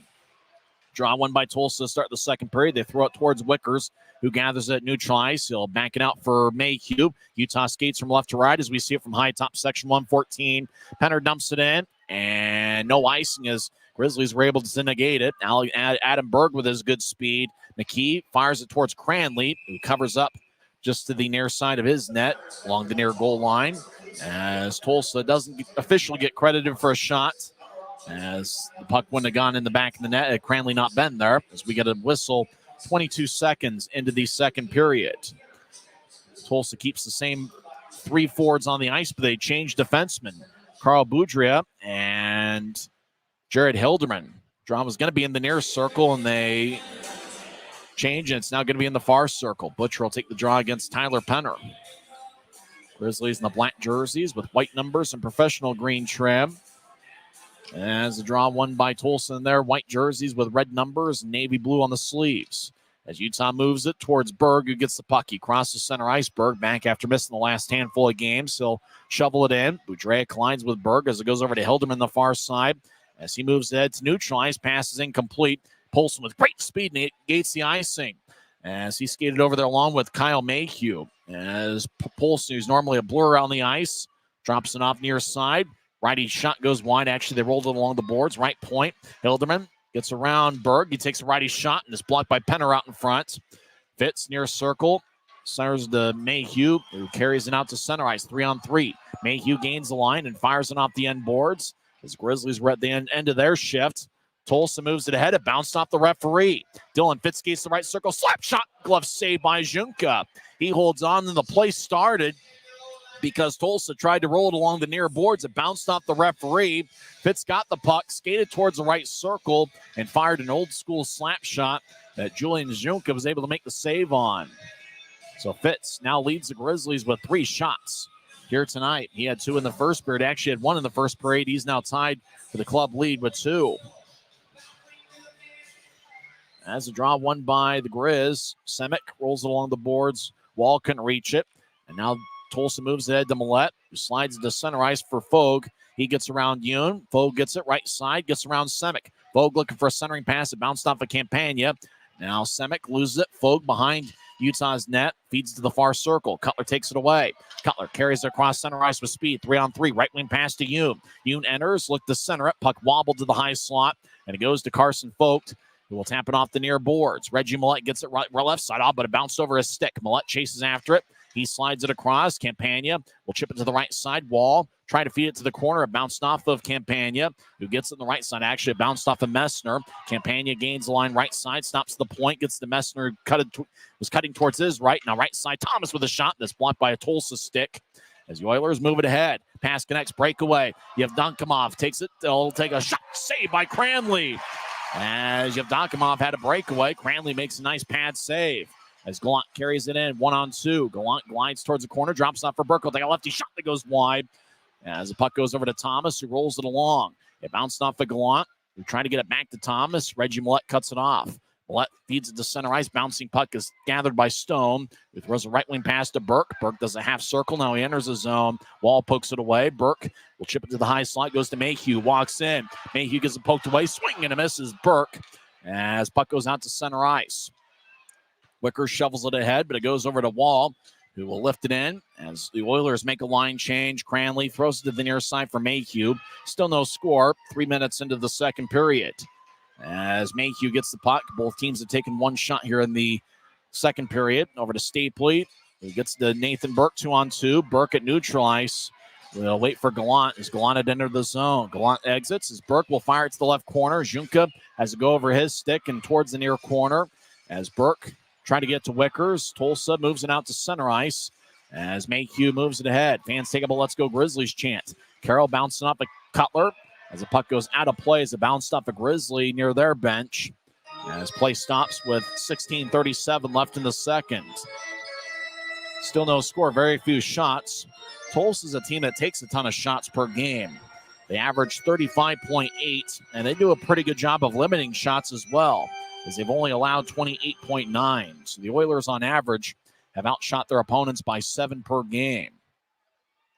Draw's going to be near the Grizzlies bench. New tries. It's won by Utah. Semick gets it across to Yoon, who fires it around the boards. And that one had some velocity on it. As Cutler cuts it off, he gets to Aragon in the corner. Aragon around Tulsa's net. He gets to Yoon in the right point. Yoon glides towards his left righty shot. Saved by Junka. And we get a whistle. As it looked like the fans wanted a penalty. There was some action out in front of the net. Mike McKee was over there. McKee, one of the more physical players in the league. And he's a big guy at 6'5" and 240 pounds. Draws give me the Tulsa zone. Grizzlies up to 10 shots. Cutler talks things over there. Aragon and Cody Cron. Cutler tells Yoon to go to the left side. Semick's now on the right. Semick hanging out in the right point. As waiting for the face-off. And the draw won by the Grizz. Actually, it was won by Tulsa. Aragon tried to get it, and Hilderman poked it away from him. Wall throws to center ice. Yoon holds up an Oiler near the Grizzlies bench. Yoon a +2 this season as he holds up Michael Farron. As a scrum in front of the Grizzlies bench.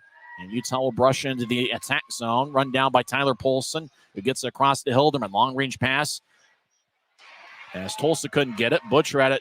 Glide past him. Now it's center ice. Butcher trying to run it down. As it goes over to Utah. Cody Cron gains the line. Gets around Mayhew. But Tulsa on the back check took it away. Butcher. Left wing pass to Polson. Polson enters left side. Righty shot goes wide. As puck glides off the far boards to center ice. Now it's taken by Mayhew across the center. Now he enters from the left wing. He gets around Costantini. Mayhew shovels it out in front. Tulsa gets a stick in the way. Now Mayhew right side gets it. As Mayhew will skeet towards the point. Now he'll direct it in front of the net as it bounced off a body. Tulsa clears it out to center. Mayhew chasing after it, but Tulsa gets there first. They're in the offensive zone. Polson skates along the nearest side. Shot's blocked by Mayhew. As it goes back to Adam Berg, who skates around Cranley's net.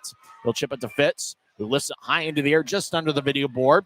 Left wing. Puck bounces. Penner throws it off the end wall as Berg gets it back towards Penner. Penner gets it poked away as Tulsa's Reggie Millette gets it. He skates around Costantini. Now Millette carries it in front behind his net. Drops it off for Andy Carroll as Millette glides towards neutral ice. Carroll with the puck behind Tulsa's net as Carroll throws to the far side. Oilers get it to center. Tulsa trying to get to Millette. Millette gets it. He gets around Thomas. Millette right side. Backhand shot. Saved by Cranley. Rebound goes to Campagna, who moves it ahead as Fitz towards the area. Gets it across the Stone, who directs it to Campagna at center ice. And Campagna dumps it in as Junka throws it back towards the far corner. And it goes to Dougie Legrand at the far goal line. Rink-wide pass connects to Watson, who tried to throw it in, but it just got a little bit into the Grizzlies zone. Utah moves it ahead. Yoon to Messner, left wing pass to Cutler. Cutler stops along the left side, dances around. Cutler feeds it out in front, and it's poked away by LeGrone as it's brushed to center ice. Cutler back at center. Will feed it back to Semick, who directs it to the right side for Campagna, who tried to get to cutting Messner at the right point, and the pass is wide of the mark. Tulsa's pass misses as Semick over towards Yoon. He feeds a left wing pass to Cutler, who gets to center ice, and he'll wrap it around the boards. McKee towards the near side, collides with Campagna. Stapley right side, righty shot, saved by Junka. And where's the puck? It looks like Junka is covered up. Boy, golden opportunity by Stapley, who was all alone in the right circle and just fired it to Junka, who was able to make the stop with 13:43 left in the second. Time out of the ice. We're back in 1 minute.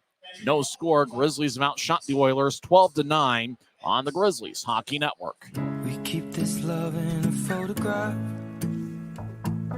We make these memories for ourselves, where our eyes are never closing, our hearts are never broken, and time's forever frozen still.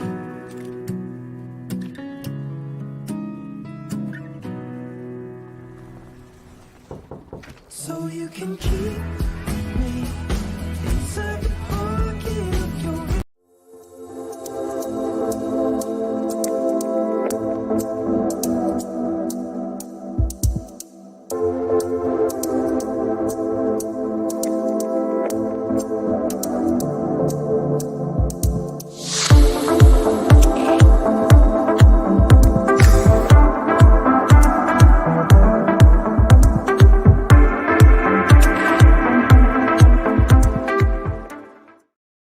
.43 left in the second period. No score.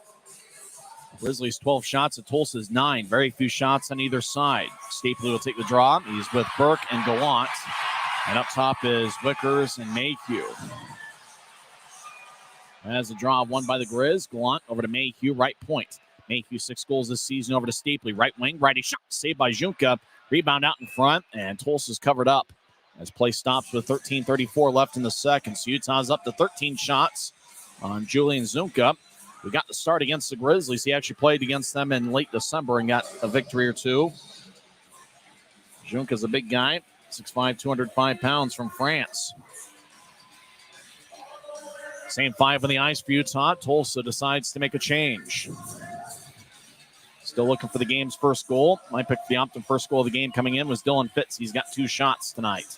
Draw one by the Grizzlies. Mayhew skates towards his left, fires towards the net, and it bounces off to Hilderman. Now Gallant righty shot in the slot that goes wide as Burke gets up top for Mayhew. Back towards Burke. Burke right side, glides in the circle. Burke gets double teamed as Burke gets over towards Mayhew as Tulsa got a stick in the way. Now Tulsa gets another stick in the way. Grizzlies keep it. Semick throws to the corner, and it goes back to Gallant, who skates towards his right. Now to Stapley. One-timer hits the side of the net. Stapley was at the far goal line. Millette gets hit by Gallant, but Millette will throw it across. As Tulsa lifts it high into the air, and they chase after it. Bouncing puck towards Cranley, who gathers it and covers up with 12:58 left in the second. As the puck lifted high into the air and just kind of skipped towards Cranley, who was able to cover up just to the right of his crease. Draw's going to be in Utah's zone as Tulsa changes things up. Grizzlies get a new set of forwards as well. Same teams tomorrow night. 6:50 pregame show, 7:10 face-off. We know there's a lot of sports and entertainment options out there, but we appreciate you choosing the Grizzlies tonight. Boy, a great Friday night crowd here at Maverik Center. This might be even better than what they've had over the previous 2 home games. Draw in the far circle. Alec Butcher against Brett Stapley. Butcher's kicked out of the circle. Tyler Polson will take the draw. Both Butcher and Polson are former members of the Rapid City Rush. Draw won by Stapley, the former 12 Riviera Lion, as Kyle Mayhew will carry it out to center ice. He gets around his college teammate Stapley. Mayhew gains the line. Right wing pass towards Gallant, who gets tripped up. Burke's shot is blocked away. No call on the play, though, as it looked like Utah got tripped up in the slot. As Tulsa lifts it in the attack zone, as Komu gets tripped up by Mayhew. Looks like the referee is going to let them play tonight. Cron brushes it ahead towards Burke, who wasn't looking. Now Cron gets it at center ice and backhands it in. Cron plays hard each and every shift as he skates after it. This goes to Andy Carroll of Tulsa. Oilers ricocheting off the far boards out to center ice. Tulsa will carry it into the zone. They feed it to the slot for Carroll, who gets back checked. Puck pokes to the left point. It's taken by Michael Farron, who fires a righty shot, saved by Cranley, who bobbled it for a second, but then covers up as we get a whistle with 12:10 left in the second. Tulsa right now is in third place in the Mountain Division with 29 standings points and a record of 13-10-3. Dallas Comu will take the draw. He was just picked up by Tulsa yesterday. He used to play with the Pensacola Ice Flyers in the SPHL. Comu, C-O-M-E-A-U, is a native of Calgary, Alberta, 5'11", 183 pounds. So take the draw against Utah's Tyler Penner. Penner's in his third season in this league. Penner and Tulsa's Jared Hilderman were teammates in the SPHL with the Birmingham Bulls in the 2020-21 season. Tulsa wins the draw as Watson rolls it along the boards as Comu, far side, skates back behind the net, chips it across. Watson couldn't handle it as Watson gallops after it, but Fitz cuts in front of him to take the puck. He gets to Yoon, who slides the head to Semick, who gains the line, left point. Semick's shot is blocked by Mike McKee as Fitz gets pushed along the boards by Kyler Wall. Puck kicks to the left point for Thomas. Thomas collides with Comu. Thomas goes down, no call, as Tulsa lifts it out to center ice. Wobbling puck, Stone in the area. Tulsa from their bench area dumps it in, and they make a line change as Cranley will chip it off the backboard. Turnover. They tried to bounce it off of Cranley, and it goes wide. Boy, Tulsa almost converted there. 2-on-3, Grizz cross center as Berg trying to get around McKee, but McKee to force Berg from the puck. Stone fires it into the near circle. It's gathered by Legrone, who slides it to McKee. McKee at his blue line, chips ahead to Millette. They'll tap it off a stanchion. Stone gathers it, but Thomas gets there first. He flips it in the seats. That's going to be delay of game. We'll get our first penalty of the night as Corey Thomas gave a fan a souvenir from about row 10 of section 113. Hey, I think I know that guy. That guy's an usher at some Grizzlies games, I think, out here near section 114. He gets a game puck. Corey Thomas wishes that he didn't, because that means 2 minutes for delay of game. That looks like a nice play to Nachos he's got, too. Nachos in the right hand and a game puck in the left. Can't beat that. Thomas gets 2 minutes for delay of game. 11:10 is left in the second period. Tulsa's power play this year is 18.8%. Grizzlies' penalty kill is 70.9%, which is last in the league. Grizz win the draw. Mayhew gathers it and clears it all the way out. As Junka skates towards the far corner to cut it off, as he'll hand it off. 2 minutes for delay of game. Thomas in the box for the first penalty for Utah. Right wing pass. Tulsa enters. As they skate towards the corner around Wickers. Oilers drifted around the boards. Goes towards Michael Farron. Farron back to the near goal line. Now back to Farron, who feeds up top to Andy Carroll. Now across as Tulsa gets it back to Carroll. Carroll left point. Throws to the high slot. Oilers get it. Righty shot. Saved by Cranley, and he holds on. Shot was taken by Anthony Costantini as he fired a righty shot from the high slot. Cranley made the stop. There was a big battle out in front, but Cranley was able to hold on. 1:25 left in the Tulsa power play. 10:35 left in the second, so we're about halfway through the scheduled 60 minutes.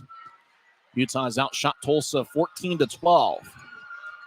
And a game that resembles my current dating life over the last decade. We're scoreless once again. As Grisby walking up the stairs. Behave yourself tonight, Grisby. Draws the near circle. Penner will take it against Alec Butcher.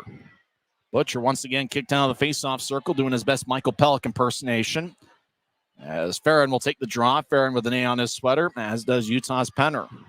Farron's had an outstanding year, 11 goals in 15 games. Puck is dropped. Grizzlies win the faceoff. Wickers spins along the far boards. Wickers played against Tulsa quite a bit over the last 2 years as a member of the Rapid City Rush. Costantini skates around his net towards the near side. He's got good speed. Right wing pass as Tulsa gets to neutral. They chip it over to Carroll. Left wing pass. Tulsa enters. Carroll near goal line. Wraps it around the boards. Tyler Polson gets it. Polson, the Grizzlies killer. Over to Costantini. Back to Polson as they play catch. Now they slide it to Carroll, who gets to Farron in the near circle. Farron dances around. Berg pokes it away as it ricochets off the end boards. Puck goes up top for Carroll, who slides it across to Costantini. Back to Carroll, who gets it towards the right side. Poked away by Burke. As Polson gets up top, Costantini, right side, righty shot. Gets redirected. Now backhand shot. It's the side of the net by Butcher from the near circle. Grizzlies get it, and they clear it out. 35 seconds left in the power play. And Junka behind his net. Cron chases after him. Junka moves it ahead. Left wing pass to Carson Folk. Vogt, right wing, as the Oilers gain the line. Calvin Watson gets the puck and he'll throw it back towards Vogt.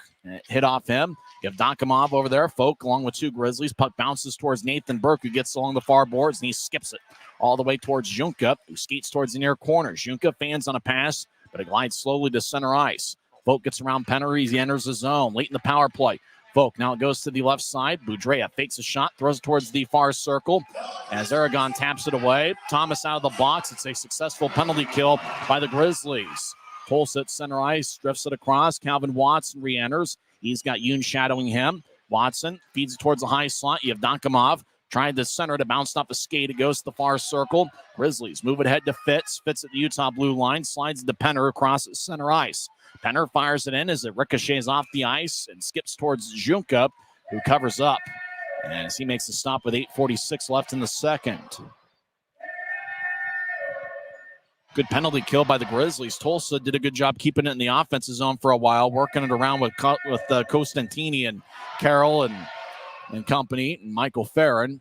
The best look was by Alec Butcher on a backhand shot from the left circle that hit the side of the net. Penner has played a lot of minutes here tonight. He'll take the draw for Utah. Penner wins the faceoff. Mayhew skates towards his left. He's now to the left side as Mayhew fakes a shot as he's being shadowed by Dallas Komu. As the puck gets poked away, now Fitz in the far corner. Saucers it out in front of the net, looking for a cutting Karan, but Karan wasn't there. As Lodge back in the right side, will tap it off the glass. Puck goes over the head of Komu, who gets it, crosses center ice. Wickers brushes it away. Puck goes over to Fitz, who slides it to Karan. Karan over to Penner. Penner right side, fires towards the net, looking for Fitz, but Fitz was getting cut off by Kyler Wall. Now Penner behind the net, drifts it out in front. It bounced off the skate. Tulsa gathers the puck. As the Oilers will tap it off the near glass, it hits a stanchion and glides towards the slot. Tulsa moves it ahead. Right wing pass towards Millette. As Millette will drop it off. Oilers far goal line, get around the net. Tulsa, sharp angled shot, hits off of Cranley and goes wide. Shot was taken by Jimmy Lodge. As Oilers, Mike McKee, far corner, dance around. Messner chasing after him. To get it to the high slot, lefty shot is blocked away, and Cranley makes the save as Dallas Komu took the shot from the high slot. It was gloved by Cranley, who holds on with 7:49 left in the second. Well, good defensive work by the Grizzlies. I think what Tulsa's hoping for, if nothing else, is that the power play was able to get them some offensive zone time, and maybe they can figure something out here offensively, as both teams defensively have really been on point. Still scoreless with 7:49 left in the second. Grizzlies 15 shots to the Oilers 14. Draws in the near circle. As face-off won by the Grizz. As Brian Yoon will move it ahead. Tulsa keeps in. Now the puck bounces to Cranley, who covers up. Polson was in the area battling with Cutler, and the puck just ricocheted towards Cranley, who was able to get it on two hops to the ice. He holds on with 7:42 left in the second. Butcher will take the draw. He's out there with Polson and Farron. That's been the forward line that's really produced a lot for Tulsa as of late. Messner will take the draw for the Grizzlies. Messner has 5 goals in his last 9 games. Draw won by the Grizzlies. Jacob Semick will skate around his net. Semick will bounce off an Oiler as the puck on its side goes into the Oilers zone. Mike McKee chasing after it. He collides with Cutler along the near corner as McKee gets held up by Cutler. Messner gets pushed in the back by Butcher. 2-on-2 battle in the near corner deep in the Oilers zone. 7.5 minutes left in the second period. Still no score. Out of the scrum, Campagna will kick it back to the corner. And it goes to Doogie LeGrone behind Tulsa's net. He battles with Messner. Now Cutler gets it, feeds out in front to Campagna. He'll take a lefty shot, and it goes just wide. Oh, he just kind of snuck it past Junka, but the shot ended up going wide. 3-on-3, Tulsa enters the zone as they'll ricochet off the backboard. The Oilers back in the near corner. Yoon is shadowing Tyler Polson. Polson throws it back to the far corner. The only guy there is Jacob Semick. Problem, he plays for the Grizzlies. Cutler will saucer it ahead as Yoon battles. 2-on-2 battle in the left point. Tulsa backhands the center ice. Grizz in the middle of a line change as Mayhew backs it out into his own zone. Mayhew wearing number 27, which is his college number. He skates around Utah's net. You have Donkamov chasing after it. Mayhew, left wing pass towards Stapley. He couldn't connect. Stapley, Mayhew college teammates at Denver. As Mayhew gets hit, Tulsa comes out with a puck. You have Donkamov, moves it ahead as Folk, right wing pass towards Millette. Millette gains the line, tries to find a cutting. You have Donkamov, and it's taken away by Wickers as he dove to intercept the centering pass. Stapley out to center ice, 2-on-2. He crosses the red line, chips it in. Gallant with great speed chases after it. Gallant, the Western Michigan product, gets around Hilderman. As Gallant tried to feed it out in front, Tulsa picks it off. Both teams have been on point defensively. Stapley right side, righty shot goes wide as he was firing an angle one to the net. Now Burke out centering pass, shot or score! Here with a great feed to a cutting Brett Stapley, and the Grizzlies get on the board. Boy, Yoon was in the far circle, centered it to Stapley, and Stapley slid it past Junka. For Brett Stapley, it's his 4th goal of the year, and the fans at Maverik Center are going nuts. As the Grizzlies draw first blood here late in the second period. Yoon's going to get his 9th assist of the season. And for Brett Stapley, it's his 4th goal. As Yoon just got it to Stapley, and Stapley just fired it low past Junka. Gallant and Yoon are probably going to get the assist on the Stapley goal. As draw goes deep in the Oilers zone, Tulsa chases after it. Grizzlies skate from left to right here in the second period. Bouncing puck at neutralized. Grizzlies enter, but they're offside as we get a whistle and a timeout with 5:47 left in the second. Brett Stapley gets his 4th of the year with Cole Gallant and Brian Yoon getting the assist. Time of goal 14:04 in the second period. Brett Stapley is the Optum first goal of the game scorer, and Utah is 6-3 when scoring first this year.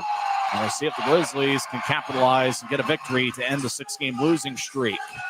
Utah 1, Tulsa 0. We're back in 30 seconds on the Grizzlies Hockey Network. At Smith's, shop Kroger brand products for all of your favorite things this holiday season. Because our proven quality products come at exceptionally low prices. And with a money-back quality guarantee, every dish is sure to be a favorite. These are a few of my favorite things. La la la la la la la. Whether you shop delivery, pickup, or in-store, Kroger brand has all your favorite things. Smith's. When you pay with the Nitro card at Maverik, you always save 10 cents or more on fuel every gallon, every day. And you could save a whole lot more thanks to Nitro Best Price. Pick up a Nitro card and upgrade your Adventure Club account today. Utah leads 1-0. 5:47 left in the second as Brett Stapley gets his 4th of the year with Brian Yoon and Cole Gallant getting the assists. For Gallant, it's his 11th assist this year, and for Yoon, it's his 9th. Grizzlies win the neutral zone draw. Semick will wrap it around the boards as it goes to the left side. Aragon collides with an Oiler as Cutler around the net towards Karan. Karan back to Cutler. It tapped off his stick and goes back to Tulsa. Costantini moves it ahead as Carroll lifts it high into the air. It goes over the head of Komu. The Oilers enter the zone. Watson throws it the high slot. Righty shot is blocked away. Lodge took the shot. As Lodge gets it back, he feeds it to Carroll. Left side, lefty shot is blocked. Semick was in the area with Calvin Watson. Tulsa near side, throws it to Watson. It gets pushed in the corner by Semick as Watson skates towards the left point. Now veers off to the right. He feeds it to the right point as Costantini rolls it along the boards. Tulsa on the left side runs it down. Carroll fakes a shot and chips it to the corner. As Tulsa, Calvin Watson gets pushed by Wickers and gets divorced in the puck as Karan will roll it around Utah's net. It goes to Semick on the far side. Semick lifts it high into the air, bounces at center ice. Cutler couldn't corral it as Tulsa moves to center ice. Puck still bouncing as Karan throws it in left corner. Berg gets held up by Costantini. Tulsa takes the puck. We've only had one penalty, and that's a delay of game earlier in the second period by Corey Thomas. Yoon, left wing pass to Semick, who moves to Fitz, but the whistle blows as the Eagle Eye linesman, Andrew Collins, says the Grizzlies were offside with 4 minutes and 30 seconds left in the second. I think you can actually bid on the Brett Stapley puck that he scored on the Dash Auction app. Go on the Dash Auction app, and you can bid on that game-worn puck. There's another fan chugging a beer. He's got a Chicago Wolves sweater on. That's the AHL team that Junka's got a contract with, the Tulsa goaltender. Oilers win the draw, right side, righty shot, kick saved by Cranley. As the Oilers in the attack zone, they trail 1-0 here late in the second period. Grizzlies come out of the corner with the puck. As Mayhew's played a ton of minutes across the center ice, Snell whip it in.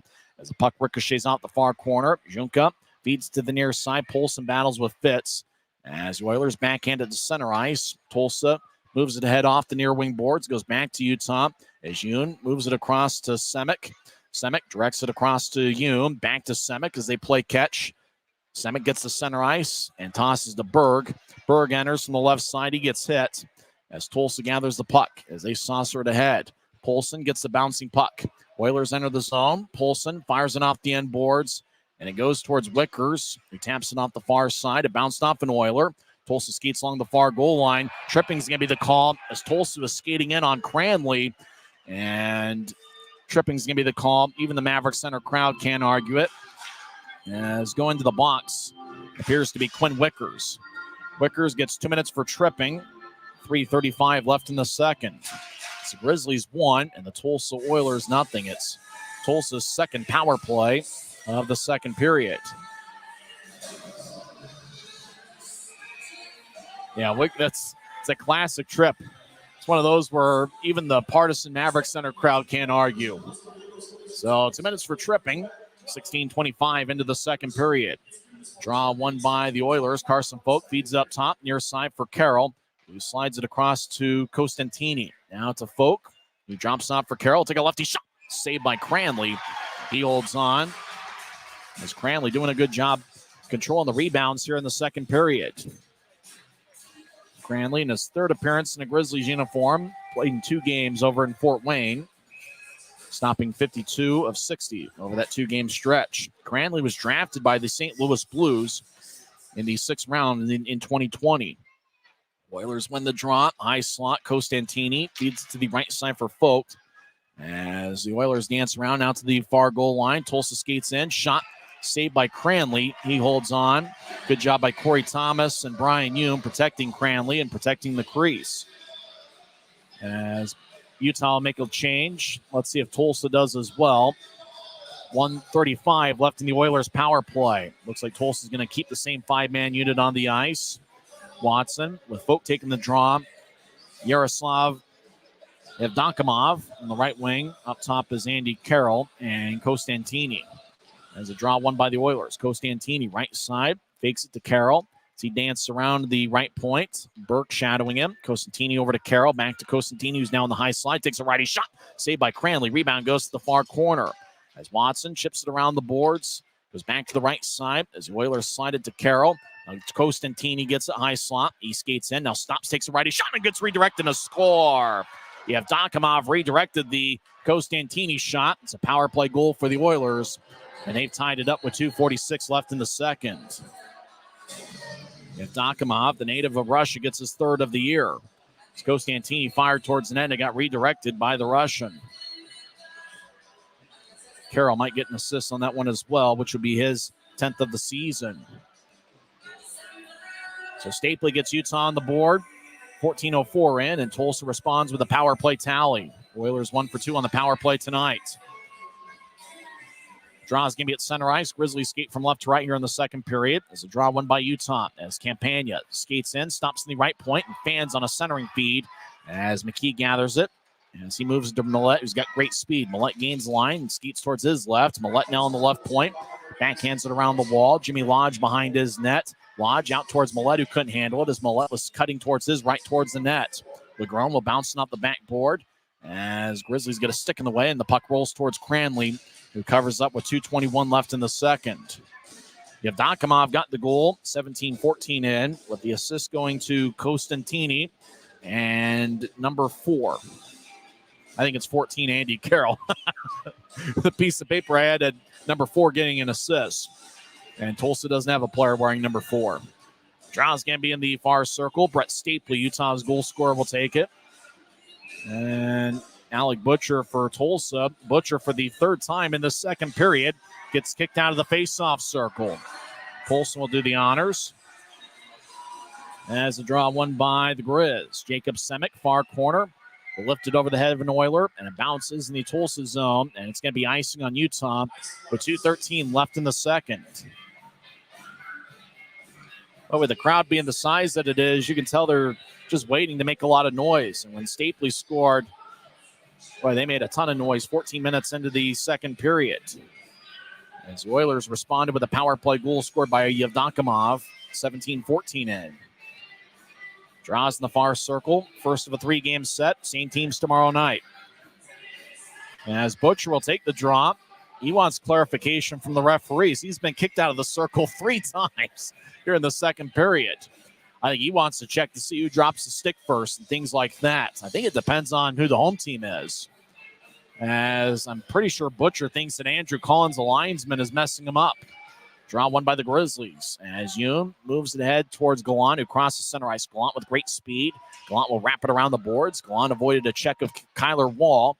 Gallant and Yoon have the Utah assist tonight on the State League goal as Polson gets it. He skates around Tulsa's net towards the near side.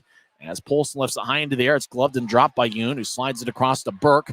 Burke enters as he'll skate towards his right. Tulsa pokes it back to center. Yoon skates back towards his own zone. Now throws the left wing pass to Burke, who fires it in as Grizzlies make a full line change. Fans take up a Let's Go Grizzlies chant with 1:35 left in the second and counting. Jared Hilderman behind his net. Hilderman, a solid defenseman. Long range pass towards the right side. Bounced off an Oilers stick and flies deep in the Grizzlies zone. Mayhew gets pushed in the near corner. Puck goes to Fitz between his legs. Now chip it towards Karan, who couldn't handle it as the puck was bouncing on a stick. Tulsa left wing pass. Penner tipped it away. Polson regathers it and fires towards the net. Wickers will block it away. Now he'll slide it to the near side for Karan. Karan 3-on-3 enters the zone. He gets to Fitz, right side shot. Saved by Junka. And the puck kicks out of play into row 3 of section 124. As boy, good play by Karan, who entered the zone, dropped it off for Fitz, and Fitz has had a couple really good looks from that right side. The fan in the front row comes away with a souvenir in section 124. Those two look like they're on a date. Yeah, they're going to take a selfie with that game puck, and now they see themselves in the video board. That's nice. They're not going to forget, unless they break up 2 weeks from now, and then they'll instantly forget it. She'll probably end up with the puck regardless. He's going to make sure that she gets the puck. I think the puck bounced off the protective netting onto them. As draw one by the Oilers, Andy Carroll behind his net, as he'll feed it towards the far side. Wickers holds up Tulsa, but Tulsa will bounce it to the left point. Messner keeps in as he'll hit it off Yevdokimov, the Tulsa goal scorer. As Campagna backhands it in, as he was in Tulsa territory. Junka lets it go. Puck playing a little bit slow here on the Maverik Center ice. Right wing Messner shot, kick save by Junka. As Tulsa, rink-wide pass to the left connects. Yevdokimov gets to Millette, who's cutting down the middle. Millette, backhand shot, saved by Cranley.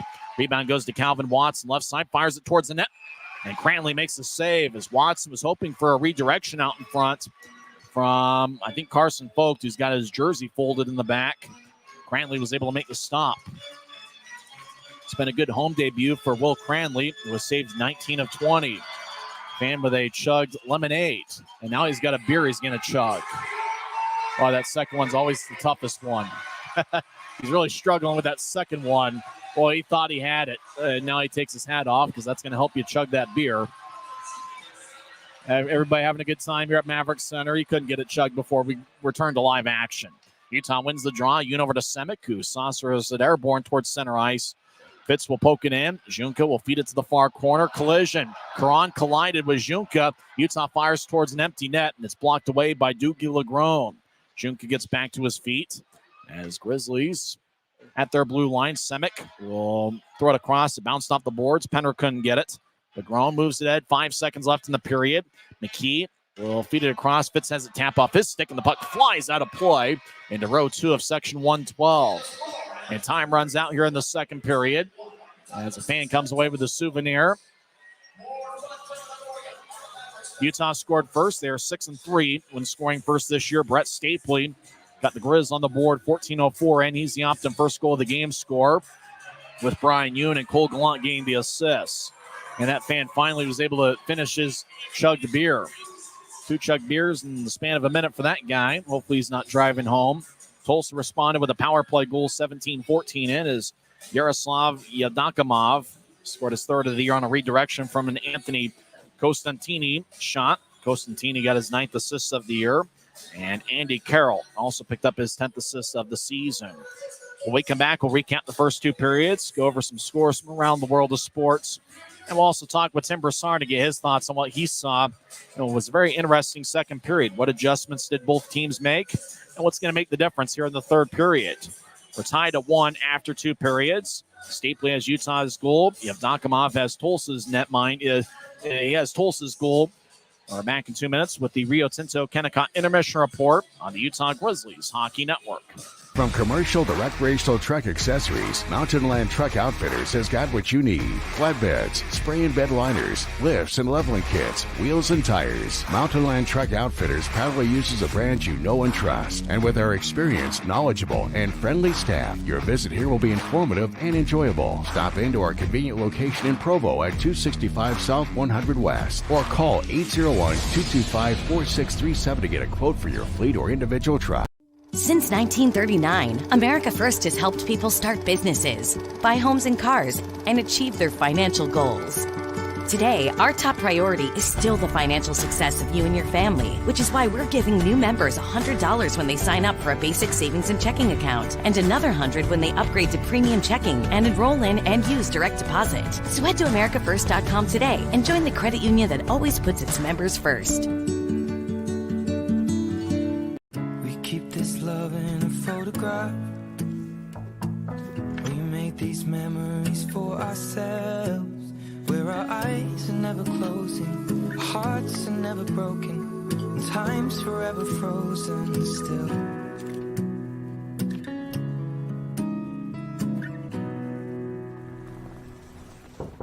So you can keep me inside the pocket of your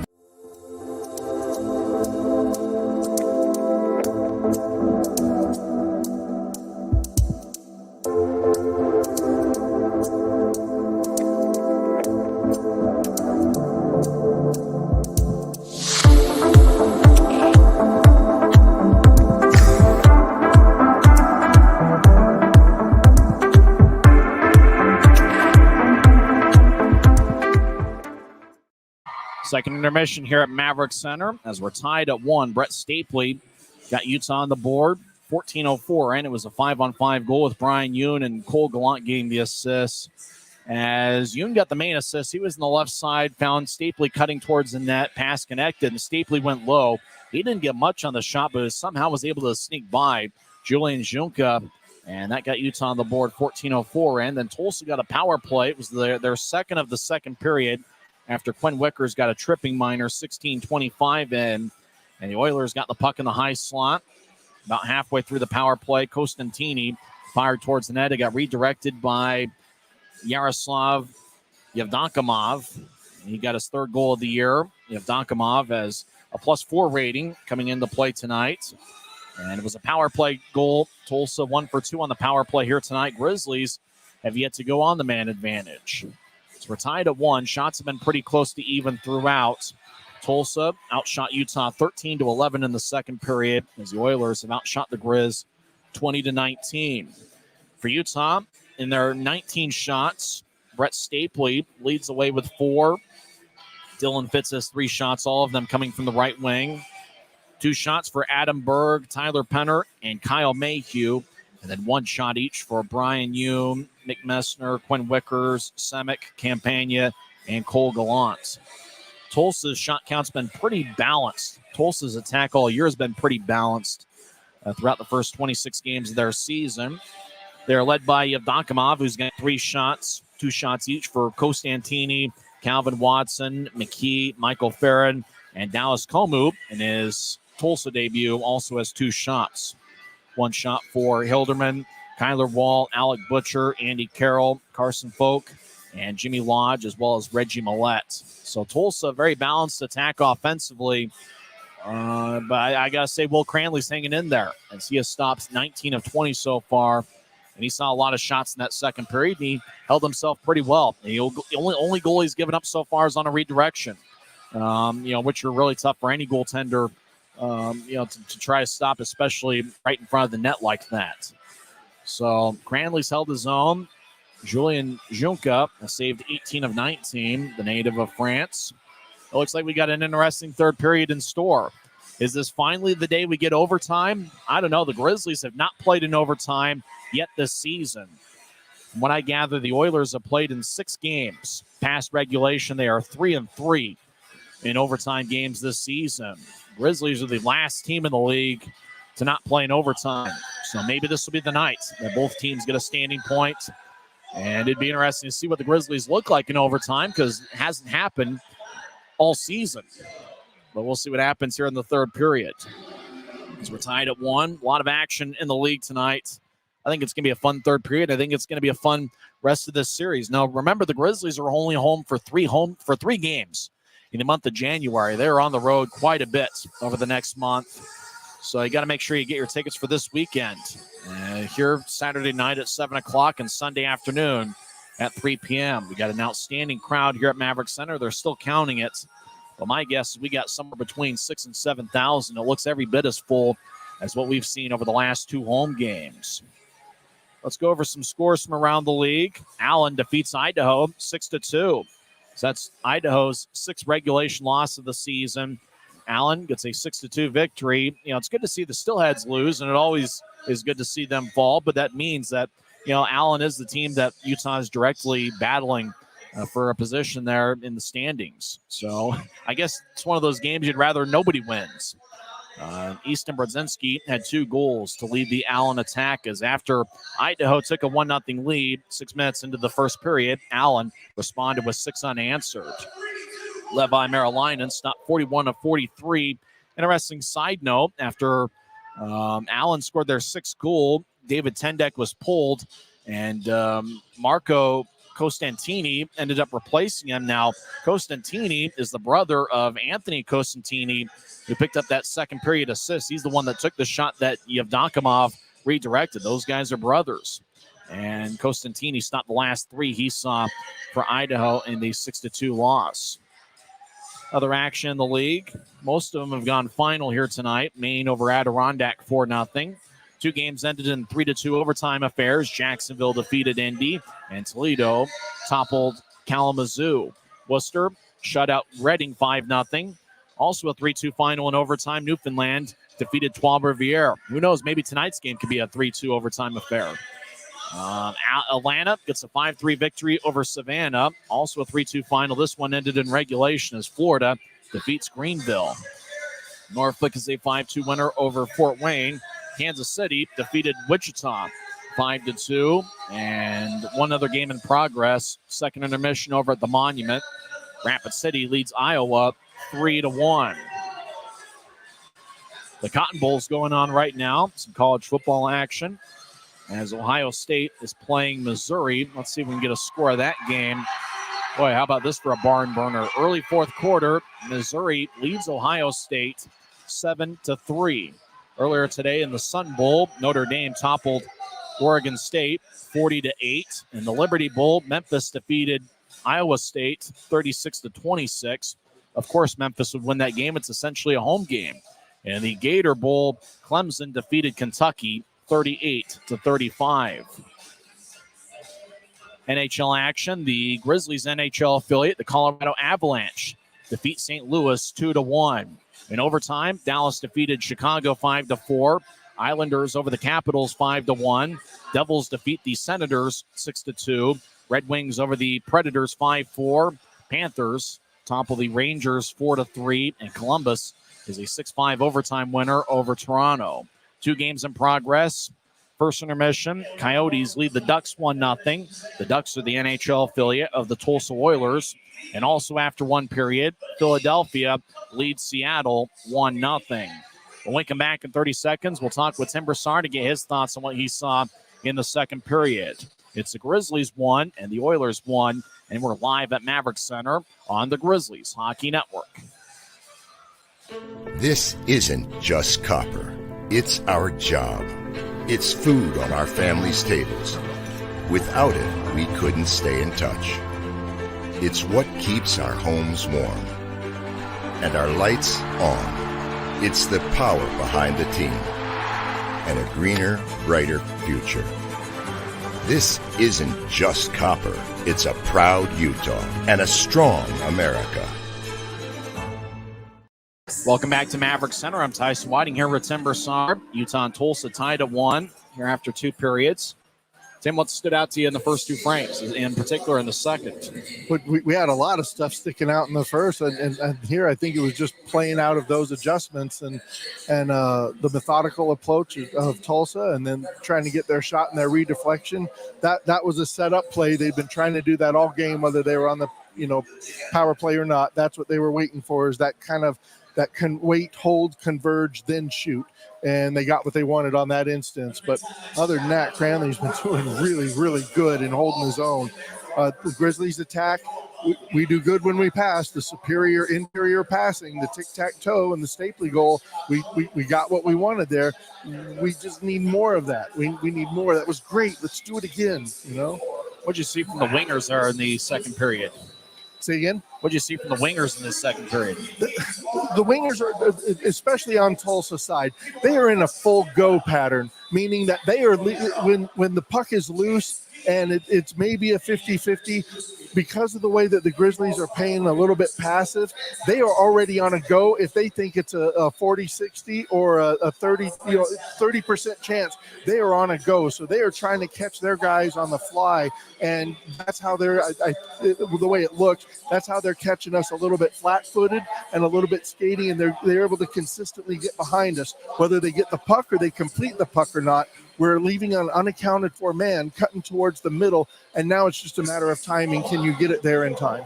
I remember the Grizzlies a couple years ago. That's partly how they scored so many shorthanded goals. Is it was almost like they were trusting their guy to win that 50-50 puck, and then they cut down the ice. You're one pass away from having a breakaway. Exactly, and back then we had a little bit more success with the shooters being able to put it in the puck. So the minute that they were gone, but having Dastu and everybody else on that back line kind of helped, because worst case scenario, you have to go through Dastu, but to have those wingers out there, Tardif and I'm trying to think of another one. It's probably Trey Bradley. I mean, Cutler was on that team. Yeah. So these guys had the confidence to just go, and that's devastating if you're a defenseman and you're like, I need to support the offensive play of this puck, but now I've got to be skating backwards because we're probably going to get the puck, but if we don't, the winger's gotten already behind me. So now you have this separation in the play and the coverage, and it just throws everything off, except for the fact that Tulsa's getting behind our D. Well, in Wheel of Fortune, sometimes you got to buy a vowel, and for the Grizzlies, geez, what can they do to buy a power play here in the third period? Earn it. Go out there and earn it. I haven't seen the dig in the second period like I was hoping to see maybe in the first. You just flat out go into the boards, not crashing the boards, but I mean, I think we're letting Tulsa, okay, well, fine. If you really want the puck and go into the board, I've seen that a couple times. What I would like to see is match that. And then, hey, if you got to drag me down and give me 2 minutes in the box, or you take 2 minutes in the box, I'll gladly take that extra man for 2 minutes and see what we can generate from it. Grizzlies 19 shots through 2 periods.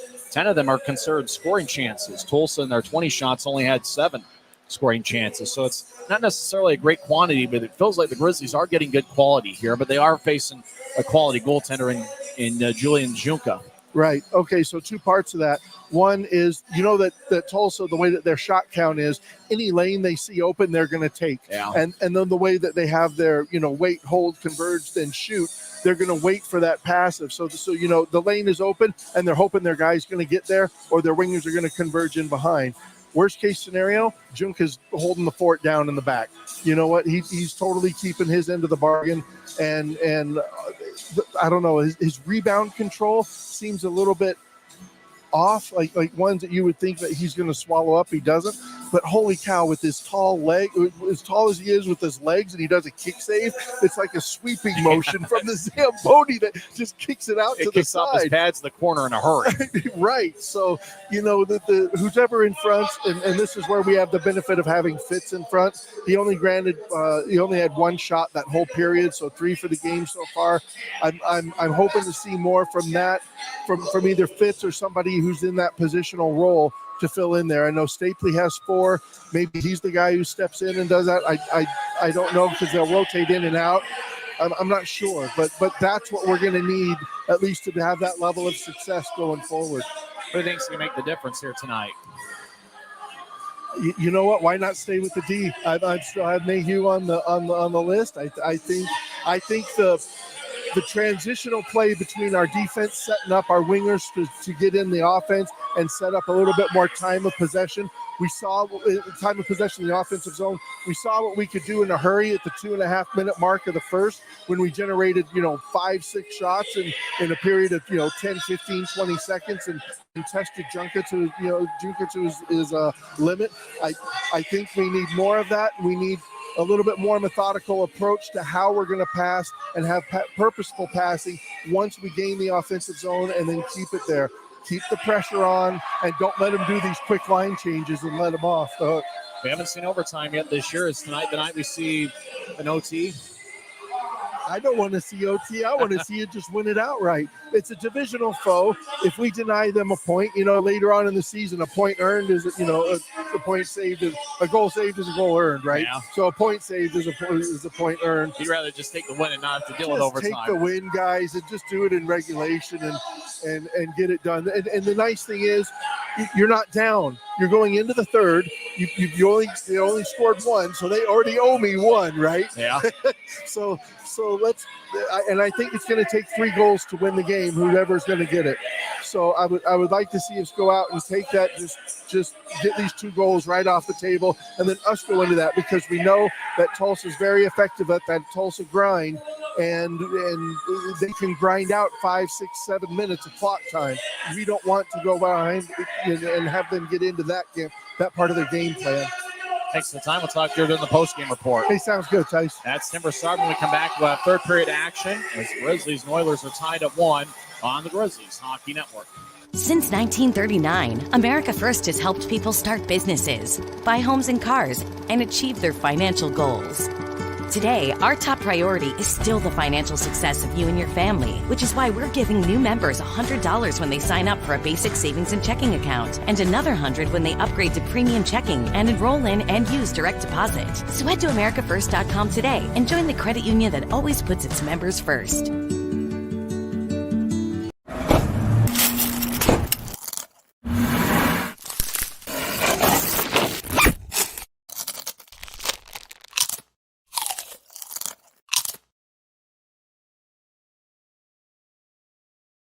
Welcome back to Utah Grizzlies Hockey. We're about set for third period action, as Brett Stapley got the first goal of the game, 14:04 in. And then on the power play, Yaroslav Yadakamov got his third of the year on a redirection, with Costantini and Andy Carroll getting the assists. See if the Grizzlies can get a power play here in the third period. They haven't had one yet. Tulsa's 1 for 2 on the man advantage. Grizzlies have 19 shots on goal, but as we mentioned before, 10 of those were considered scoring chances by the off-ice officials. Same 5 that started the game are out there for Utah to start the third period. Fitz, Penner, and Cody Caron. Actually, Caron out there replacing Adam Berg. Berg had started the first 2 periods, but Caron, they were teammates in Cincinnati last year. Caron out there to start the third period with Fitz and Penner. We also have Wickers and Mayhew in the back end. So all 3 of the Grizzlies forwards that are starting the third period have A's on the front of their sweaters. They're on the left side, right above the Grizzlies logo. Taking the draw is Alec Butcher. He's out there with Polson and Farron. The back end is Mike McKee and Doogie Legrone. Puck is dropped here to start the third. Tulsa wins the face-off. They skate from left to right as they get over to Butcher. Butcher tried to dump it in, but fanned on it. As Mayhew will tap it off the near glass. It goes to Legrone. It will bounce it off of Fitz. Now Fitz gets it back. He fires it towards Wickers, who's in the Grizzlies zone.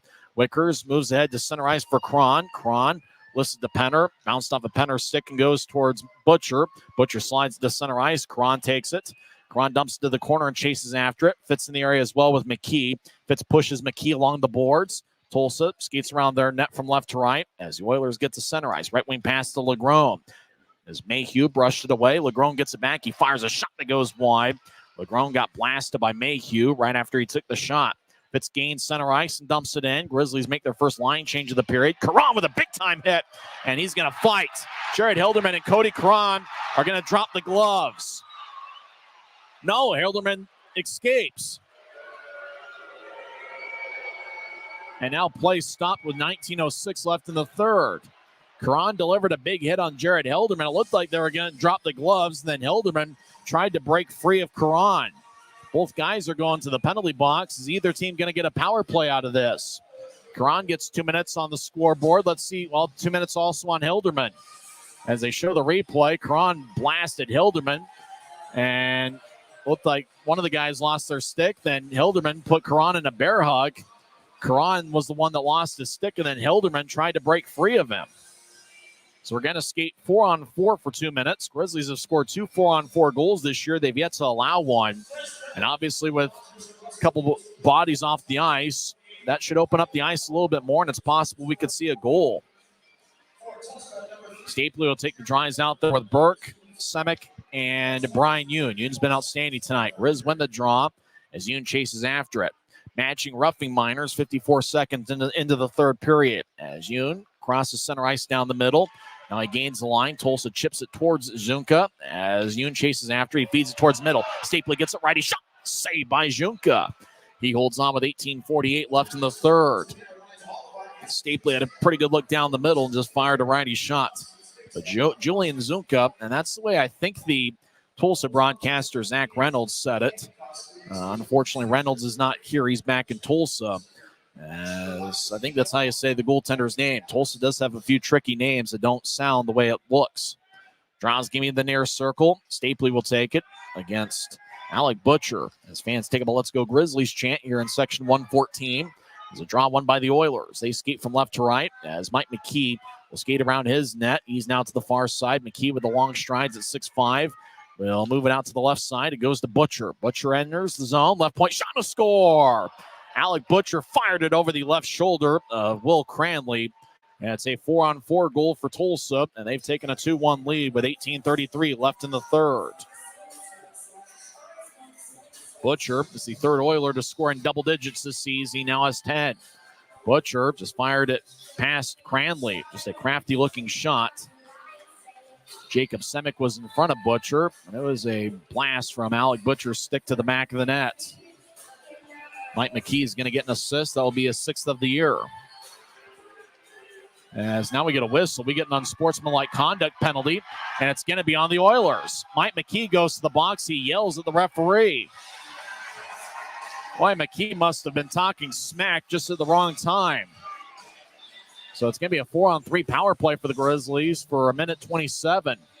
As off the draw, you know what McKee did? McKee tripped up Cole Gallant. That's what he did. McKee stuck his stick under the leg of Gallant and tripped him up at the face-off circle.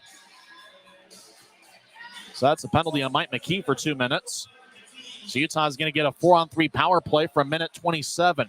This is a critical sequence for the Grizzlies to try to tie up the game. The draw is going to be at center ice. So McKee gets 2 minutes for unsportsmanlike conduct. 1:27 into the third. Also 1:27 in. Butcher got his 10th of the year, with Mike McKee getting his 6th assist of the season. Draw won by the Oilers. As Michael Farron dumps it in as he chases after it. Mayhew gets there first. Mayhew gets pushed by Farron. Farron gets the puck. Sharp angled shot hits the side of the net. Stapley gathers it. Stapley over to Mayhew at the far goal line. Grizzlies 4-on-3 power play for the next 1:08. Mayhew gets the neutralize, drops it off for Cutler. As Tulsa leads 2-1, Cutler gains the line with speed. Veers off to the right. He chips up top to Mayhew. Now across to Stapley, left circle. Stapley surveys, gets to Mayhew. Now to Cutler, right side. Cutler dances around. Now he gets over to Mayhew. Mayhew fires towards the net. Junka makes a glove save, and he holds on. Nathan Burke was net front, trying to redirect it with Doogie Lagrone pushing Burke and battling in front of the crease. 17:54 left in the third. 48 seconds left in the 4-on-3. And then after that, we'll have a 5-on-4 for about 32 seconds after that. Or maybe 33 seconds. They tell you not to do math on the air. You do it anyway, though. Draw taken by Cutler. 3 forwards and 1 defenseman on the ice for Utah. Tulsa wins the draw. They tap it off the near boards. Mayhew keeps it in. Mayhew skates towards his right. He's down the high slot. He directs over to Burke. Burke switches places with Mayhew. Burke now to Stapley left side. Stapley lefty shot. All righty shot goes wide. It hit the crossbar and goes wide. Iron unkind. Mayhew gets it at center ice. He re-enters as Mayhew, right point, slides it across to Stapley. Stapley fakes a shot and skates towards his right. Stapley throws behind his back for Mayhew. He's all alone. Slot lefty shot goes wide as Burke battles. Tulsa kicks along the near wall. Mayhew gathers it in the left point. Mayhew slides it across to Stapley. Stapley, high slot. He'll take a righty shot. Saved by Junka as it bounced off his shoulder. And the puck ends up on the far side. Cutler skates towards his left. He'll take a lefty shot, and it's blocked. Cutler gets it back. As now we're skating 5-on-4. Hilderman is out on the ice with Cron. As Cutler, high slot, drops it off for Mayhew. Back to Cutler. One time, he scores! Brandon Cutler with a one-timer from the right side connects. And we're tied at 2.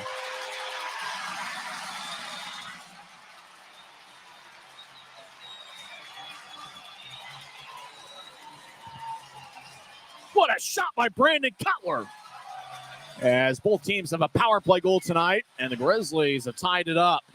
And with that goal, Cutler now has the team lead with 10 on the season. This crowd is going nuts here at Maverik Center. As Brandon Cutler fired up, Mayhew's going to get an assist. I believe Stapley will as well. As Utah wins the draw, Semick back in his own zone. Over to Brian Yoon. We're back to 5-on-5 skating. Yoon moves it ahead to Aragon and bounced off his stick. As the puck bounces near the Oilers bench, Grizzlies gather it. Yoon across to Semick, who moves ahead to Messner. Messner gains the line and throws it in. Adam Berg chasing after it. Aaron Aragon has a tap off his skate. Oilers chase after it behind their net. As Tulsa will backhand it out towards Watson, who couldn't handle it. Puck at center ice, goes back to Utah. Semick dances around in front of Cranley. He'll chip it off the near wing boards. It goes to Berg. Berg at center ice will whip it around. It bounced off the linesman as Tulsa gathers it back. Boudrea moves it ahead. Center ice, Watson crosses the red. Now he crosses the blue. Right side, Watson skates towards the corner, being shadowed by Wickers. Watson chips it around to the far side. Lefty shot goes wide. Puck bounces to the right point. As Tulsa dances around, Costantini couldn't keep it in. Wickers gathers the puck. Left wing pass to Mayhew. Mayhew gains the line, but loses the puck as it glides towards the corner. Costantini gets hit by Mayhew. As Tulsa back to the far side gets the puck. They move it to Watson, who crosses center ice. Watson fires it off of Wickers, and it goes deep in the Grizzlies zone. Cranley behind his net. Throws to the near side for Wickers, who will tap it ahead. As Penner gets the new try, he'll chip it to Fitz down the middle. Fitz over to Cron in the left wing. Grizzlies enter.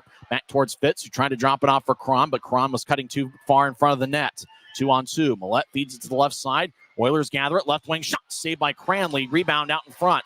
As the puck goes off the backboard, Reggie Millette gets blasted by Corey Thomas on the left side. One-timers fanned as Yoon tried to clear it out and does to center. As McKee falls down on his own. Legrone gets past Penner and they enter the zone. Now it goes back to Jimmy Lodge. He's in the left point over towards Komu. High slot, one-timer, bounces off a Cranley stick and goes towards the far side. Tulsa chips over to the left point. Oilers fire towards the net. It gets redirected and goes wide. As Legrone over there, but Fitz will saucer it out towards the Grizzlies bench. It ricochets off the boards near the Smith sign. As Legrone over towards Millette. Millette at neutral splits Fitz and Stapley. As Millette enters from the left side. Righty shot. Glove saved by Cranley. And he holds on with 14:42 left in the third. Grizzlies' power play goal was scored by Cutler 304 in with Mayhew and Stapley. The two University of Denver products getting the assists. It's anybody's hockey game here with 14:42 left. Shots have been pretty close to even throughout. Tulsa's up to 24 shots. The Grizzlies have taken 22. And as we mentioned before, with Brandon Cutler's goal, he now takes the club lead with 10 on the season. You know, the Brett Stapley getting 2 points tonight. He leads the club with 20 points this year. Fans take up a Let's Go Grizzlies chant. Butcher will take the draw against Stapley in the far circle. It's been a pretty fun game with a great Friday night crowd. And hopefully we'll have a great crowd tomorrow night for the middle game of this 3-game set. As Tulsa wins the draw, left point, Hilderman drops it off as Farron will wrap it around the boards. Butcher behind the net, kicks it out in front. Picked off by Utah. That's Brett Stapley, who's been outstanding tonight. Stapley crosses center ice.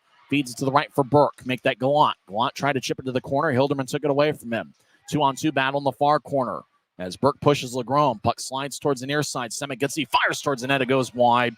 As Wickers in the right point will backhand it to the corner. The only guy there is Hilderman, who will backhand it to center ice.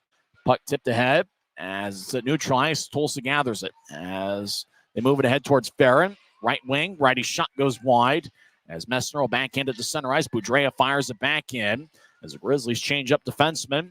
Less than 14 minutes left in the third. We're tied at 2.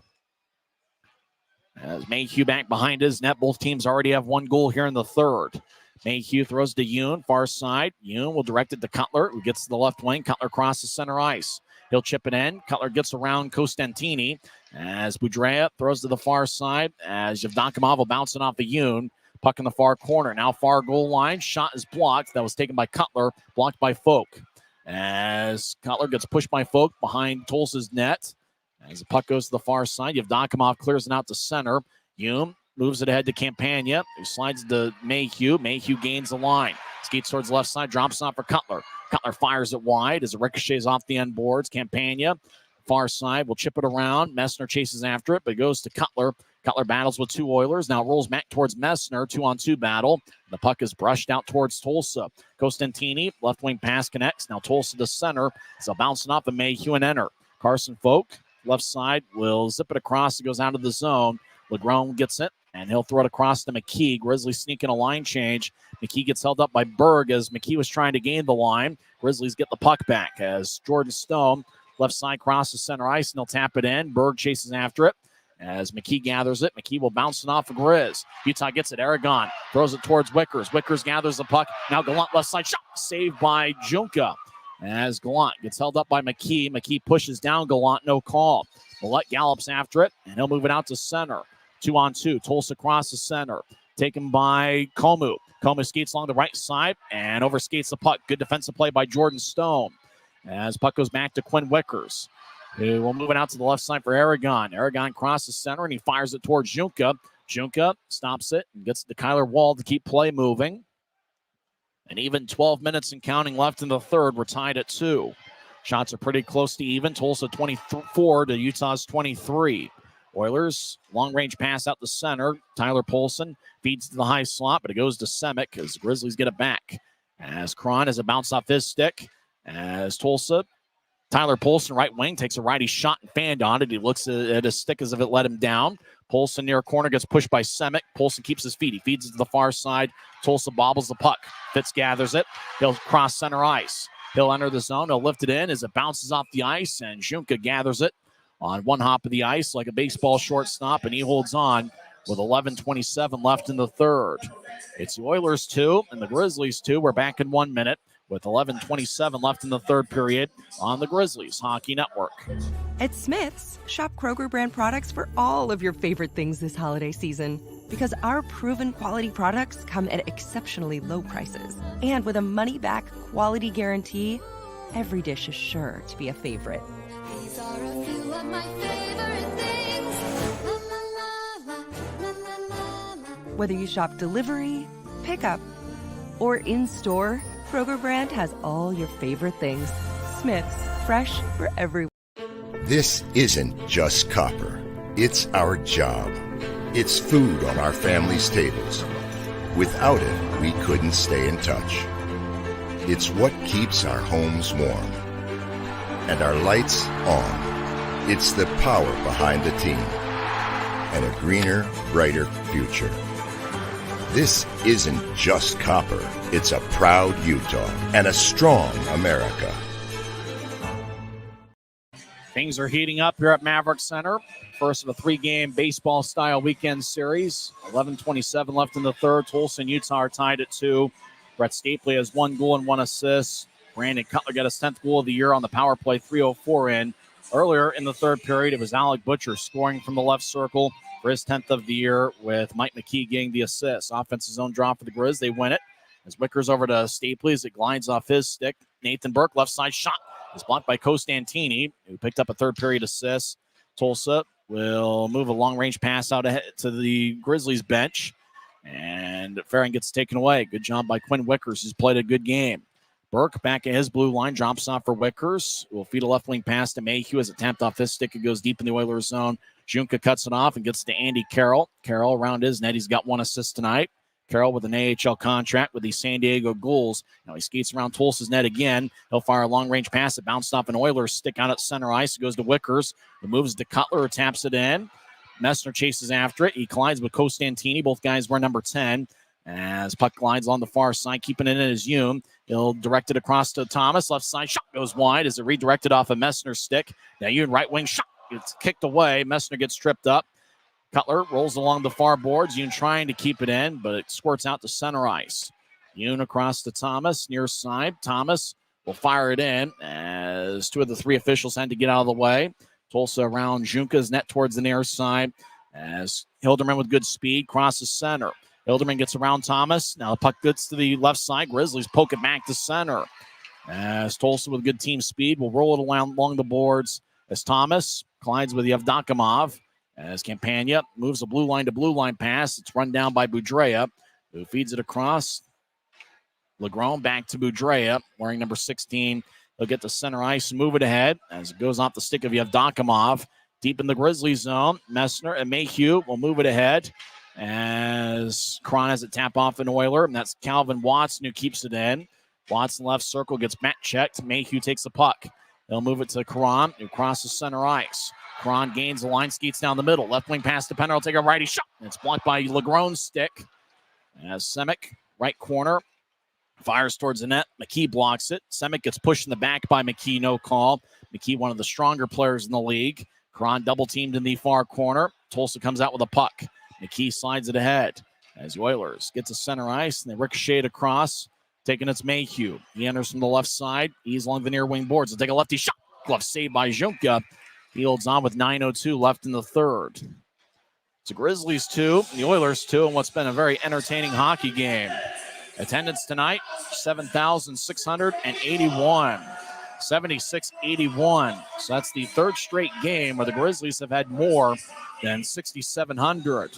In fact, the 76-81 surpasses the Teddy Bear Toss as the largest home crowd of the regular season. 76-81 here at Maverik Center on a Friday night. Draws give me in the near circle. As that means we've had over 21,000 here over the last 3 home games.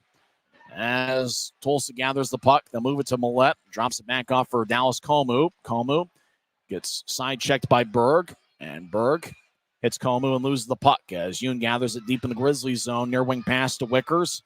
As Quinn Wickers out to center ice. Gets to Aragon, who enters the zone. Aragon along the near wall. Skate towards the corner and stop. He gets tripped up, no call. Aragon around the net for Berg. Berg, right side, gets it poked away by Costantini. We'll move it ahead as Oilers cross center ice. Lodge crosses center. Aragon tips it away. Aragon moves it towards Cutler. Cutler gains the line. He gets it poked out to center as Tulsa gathers it. 3-on-3. Oilers enter the zone. Left side. Tulsa skates towards the circle. Lefty shot. Glove save by Cranley. As Dallas Comu had a good look for his first in the Oiler uniform. And Will Cranley made a crafty glove save with 8:15 left in the third. It feels a little bit warm in the building. Obviously, a great crowd like they've had here at Maverik Center. The largest so far in the regular season. Draws give me from the far side as Cole Gallant talking things over with Nathan Burke. Brett Stapley will take the draw. Utah has not played in overtime yet this year. They're 8 minutes and 15 seconds away from their first overtime game of the regular season. Utah is the only team in the league that can say they haven't played in overtime yet. Grizzlies win the draw. Semick over to Thomas. Thomas behind the net. Gets cut off by Polson. Polson hits Thomas, but Polson's the one that hit the ice. Right point. Tulsa feeds it to the corner. Stapley picked it off. Now Burke crosses center ice. Gains the line. Right wing chip towards Gallant. Now back to the left side. Stapley with a shot. He scores! Brett Stapley gets his second of the night, and Utah has taken a 3-2 lead.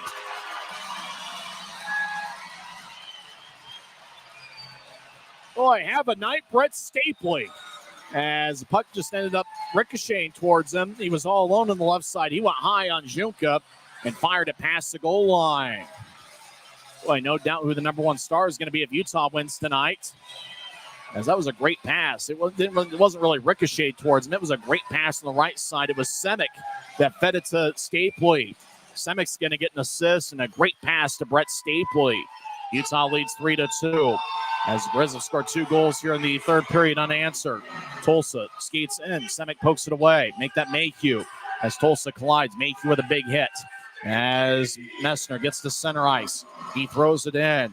As chasing after it is Boudreau.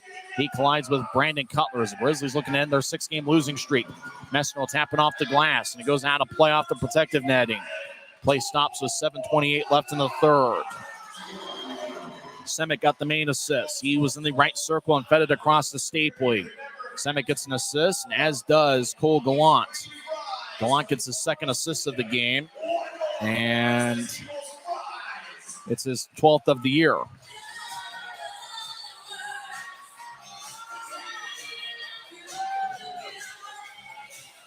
Draws going to be in the near circle. Utah gets a high slot. Mayhew one-timers blocked.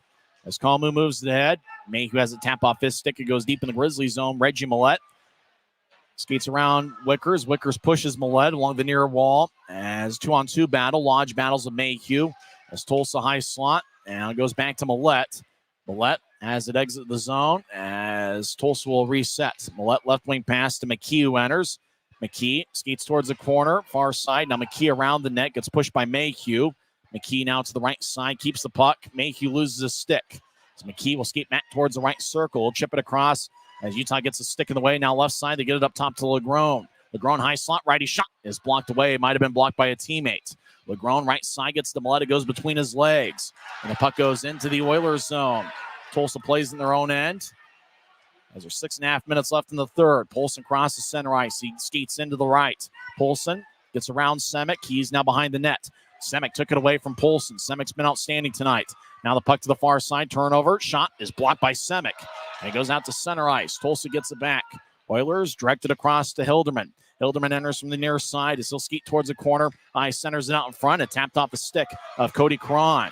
As Fitz crosses center ice, gets around everybody. Fitz now skates down Broadway, rolls it towards Junka, who sticks it back to the near corner. 6 minutes left in the third as Tulsa at neutral ice. As Farron crosses center, he'll drive it in and ricochets off the boards. As Cranley throws it back towards the near wall. Tulsa kicks it across. Yevdokimov fires towards the net. It goes wide. Now back towards Yevdokimov. Stapley pokes it away and moves it ahead to Gallant. Gallant overskates it. He gets it back and crosses center, and he'll lightly tap it in. Junka throws it towards Cosentini. Stapley gets the stick in the way. Stapley's on hat trick watch. Utah hasn't had a hat trick yet this year. Stapley got 2 goals and 1 assist. Pass ahead towards Watson. He couldn't connect on it as Stapley throws it back in. What hasn't Brett Stapley done tonight? Even sold beer in the second intermission. As Watson crosses center, he enters the zone. He gets back checked by Burke. Watson with a shot, and he fanned on it. Thomas chips it towards the far side. Nathan Burke gets it. As there's 5:13 left in the third. Utah leads 3-2. Burke dumps it in. Grizzlies change behind him. As Burke delivers a big-time hit in the far corner. Tulsa behind their net, skating from left to right. As they feed a pass towards the far side, it glanced off of Burke's stick. Burke gets it back from Mayhew. Up ahead, Messner over to Cutler. Cutler left side, gets around an Oiler. As Tulsa chips it, puck goes high into the air as Oilers get it. Tulsa crosses center ice, 3-on-3. They cross center. Now they gain the line. The Oilers drop it off. Right side, they try to slide it out in front. It glanced off of Wicker's skate. The right side, you have Yevdokimov skates towards his left. He'll take a lefty shot. He gets redirected. Cranley makes the save. Rebound shot. And it's blocked away by Cutler. As Mayhew will backhand it towards McHugh. Couldn't get the bouncing puck. Utah chasing after it. Aragon with great speed gets it. He stops along the far side. Now he skates towards his left. Fires a shot. Gets tripped up. No call. As Aragon didn't get much on the shot. McKee moves it ahead. Now Tulsa slides it off the near wing boards. This goes to Folk. Folk along the near side. Centers it out in front. And it's taken away by Aragon. Aragon lifts it high into the air. Bounces at center ice. And it's gloved and dropped. As skating ends Boudreau. Right side. He overskates it. Now drop it off for Millette. Righty shot goes wide on a one-timer. Hilderman left side skates to the corner. Hilderman wearing number 3 moves to Millette. Millette on the left side. It takes a righty shot. Saved by Cranley, who holds on. As Cranley made a kick save and was able to corral it before it was able to glide in front of him too far for him to reach it. 3:57 left in the third. It's the Grizzlies 3 and the Oilers 2. It's been the Brett Stapley show. He's got 2 goals and 1 assist.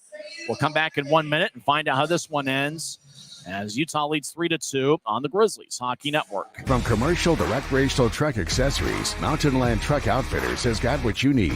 Flatbeds, spray and bed liners, lifts and leveling kits, wheels and tires. Mountain Land Truck Outfitters proudly uses a brand you know and trust. And with our experienced, knowledgeable, and friendly staff, your visit here will be informative and enjoyable. Stop into our convenient location in Provo at 265 South 100 West or call 801-225-4637 to get a quote for your fleet or individual truck. Since 1939, America First has helped people start businesses, buy homes and cars, and achieve their financial goals. Today, our top priority is still the financial success of you and your family, which is why we're giving new members $100 when they sign up for a basic savings and checking account, and another $100 when they upgrade to premium checking and enroll in and use direct deposit. So head to americafirst.com today and join the credit union that always puts its members first. It's the Grizzlies 3 and the Oilers 2, 3:57 left in the third. As the draw gets bounced off a couple bodies, Hilderman feeds out in front. It goes wide. Boudreau in the left point keeps in the attack zone as Tulsa skating from left to right. They're in the offensive zone, left side. Righty shot by Hilderman is blocked. Puck flies high into the air. As Carson Folk gets it, he gets hit by Mayhew. Mayhew will carry it out to center ice, 3-on-2. Left wing, I tried to dump it in. Instead, as it ricochets off the backboard, as Hilderman gets tripped up on his own, he gets back slowly.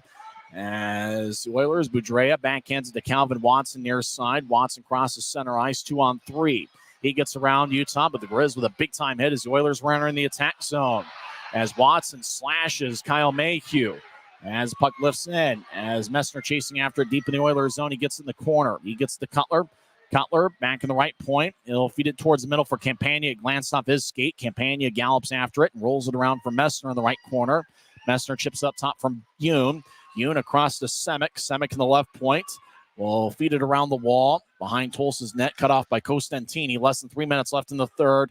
It chipped off the stick of Watson and goes out to center ice. Watson skates off at the end of his shift as Messner throws it back in. Andy Carroll chases after it. He gets it behind Tulsa's net and throws it behind his back for Costantini. Costantini lobs it out to the near side for Farron, who gets it across. It bounced off of Carroll's stick. It goes deep in the Grizzlies zone, and icing is on Tulsa with 2:32 left in the third.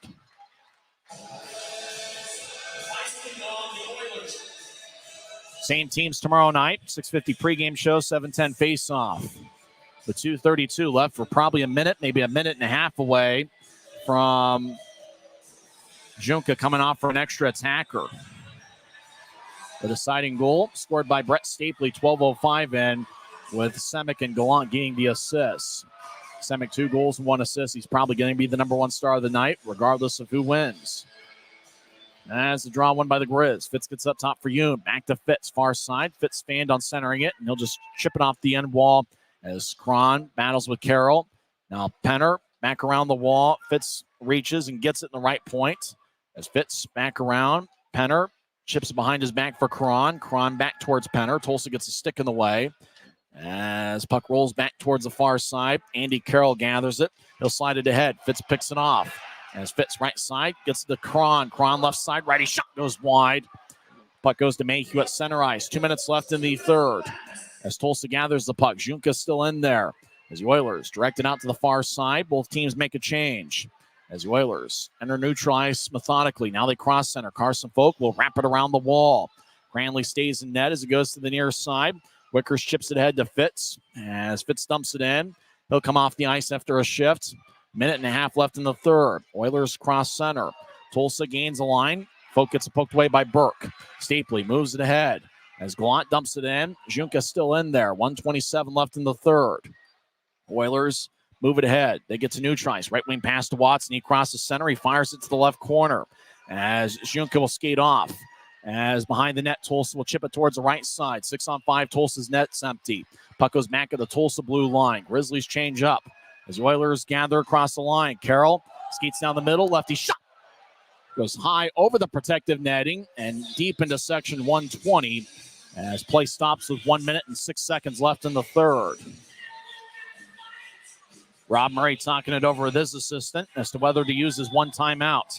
It's going to be an offensive zone draw for the Oilers. Rob Murray gets his clipboard out. It looks like he's going to use his one timeout. We'll keep it here. Timeout Oilers with 1:06 left in the third. Shots have been pretty close to even throughout. Tulsa's up to 27. Grizz have 26. High drama here at Maverik Center and what's been an entertaining final 2 periods of play.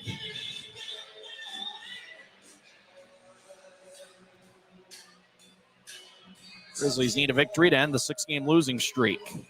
Stapley's led the way with 2 goals, 1 assist. He's a +1. He also leads skaters on both teams with 7 shots. Cole Gallant has 2 assists, and Brandon Cutler with that big goal to tie the game on the power play, 2:36 into the third. Tulsa breaks the huddle out in front of their bench. Brian Kanasowicz talks with his unit, with J.C. Campagna, Kyle Mayhew, Brian Yoon. Mick Messner will take the draw. So the forwards are Messner, Cutler, and Campagna. The defensive pairing is Mayhew and Yoon. Farron's out there on the right wing, taking the draws, Alec Butcher. Up top is Doogie Legrone and Carl Boudrea. As Utah wins the face-off, Yoon will slide it ahead to Cutler. Net is empty on Tulsa's side. Cutler fires to the empty net, and it goes wide. No icing. Cutler gets the puck. He's on the right side. Cutler feeds it towards the right side for Yoon. Yoon centers it out to Messner. Pass goes wide. 50 seconds left. As Watson carries the new trice, moves it ahead as Mayhew pokes it away.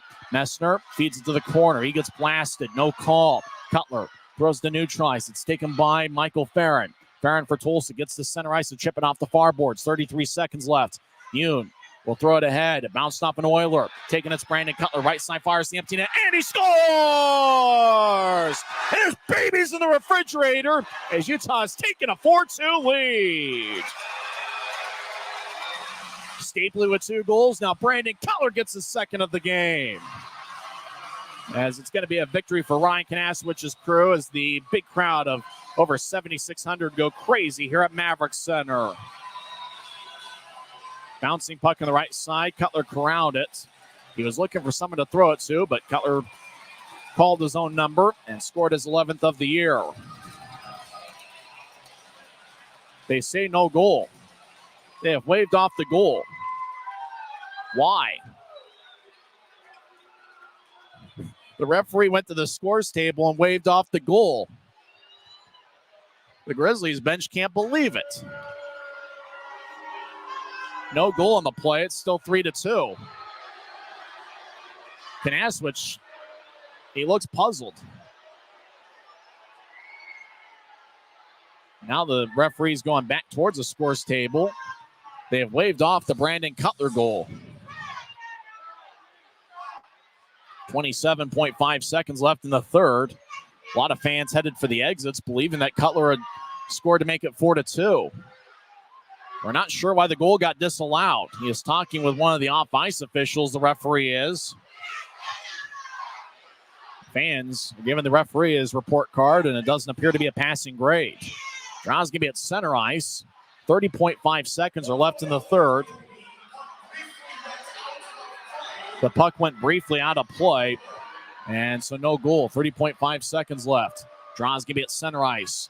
Brett Stapley will take it for Utah. As a draw won by the Oilers. As Cosentini crosses center ice, Junka exits. As Cranley behind his net throws to the near side. It bounces to the right side. Oilers keep it in. They'll fire it along the boards. 15 seconds left. Left corner, Tulsa battles as Butcher gets pushed by Stapley. Tulsa gets up top, 10 seconds left. Left point, lefty shot gets redirected by a stick. As Butcher back in the far corner. As Yoon back checks, Grizzlies gather it. Utah lifts it high into the air, 2 seconds, and that will do it. Grizzlies win! Grizzlies win 3-2, and there is no doubt about it. As a 6-game losing streak comes to an end, as everybody goes to congratulate Will Cranley, who stopped 25 of 27. It was an outstanding performance by Brett Stapley, had 2 goals and 1 assist. Brandon Cutler had a power play goal, and what can you say? When the Grizzlies needed it the most, they buckled down defensively and made one outstanding play after another. Jacob Semick was outstanding. He made the pass that led to the game-winning goal scored by Brett Stapley as Utah comes away with a victory, 3-2, here on a Friday night at Maverik Center in the series opener. The Grizzlies' record at home goes to 9-6 on the season. Grizzlies will salute this great crowd here at Maverik Center. 7,681. We're here tonight. Over 21,000 have been here at Maverik Center over the last 3 home games. Final score, Grizzlies 3, Oilers 2. Post-game show starts in 30 seconds on the Grizzlies Hockey Network. Since 1939, America First has helped people start businesses, buy homes and cars, and achieve their financial goals. Today, our top priority is still the financial success of you and your family, which is why we're giving new members $100 when they sign up for a basic savings and checking account, and another $100 when they upgrade to premium checking and enroll in and use direct deposit. So head to AmericaFirst.com today and join the credit union that always puts its members first. Fans head home happy here at Maverik Center as the Utah Grizzlies end their 6-game losing streak with a 3-2 victory over the Tulsa Oilers. It was a Brett Stapley show as he contributed to all 3 of Utah's goals. He ended the night with 2 goals and 1 assist. Stapley was the Optum first goal of the game scorer. He scored 14:04 into the second period. Let's get to the 3 stars of the game before we recap all the scoring and stats in this game. Third star is, I believe, Cole Gallant. Gallant with 2 assists. He was a +2 and had 1 shot. Cole Gallant is the third star of the game. As Gallant skates towards the near side with a T-shirt. Which section is he going to throw it to? A lot of fans heading out as he tosses it into row 2 of section 112. Second star, he scored the power play goal, 2:36 into the third period. Boy, Brandon Cutler gets the power play goal. It's his 10th of the season. We had thought that he had scored his 11th on the empty net with half a minute left, but it was waved off as the puck went out of play briefly as Cutler fires the T-shirt in the row 8 of section 125. The number 1 star, it's undisputed.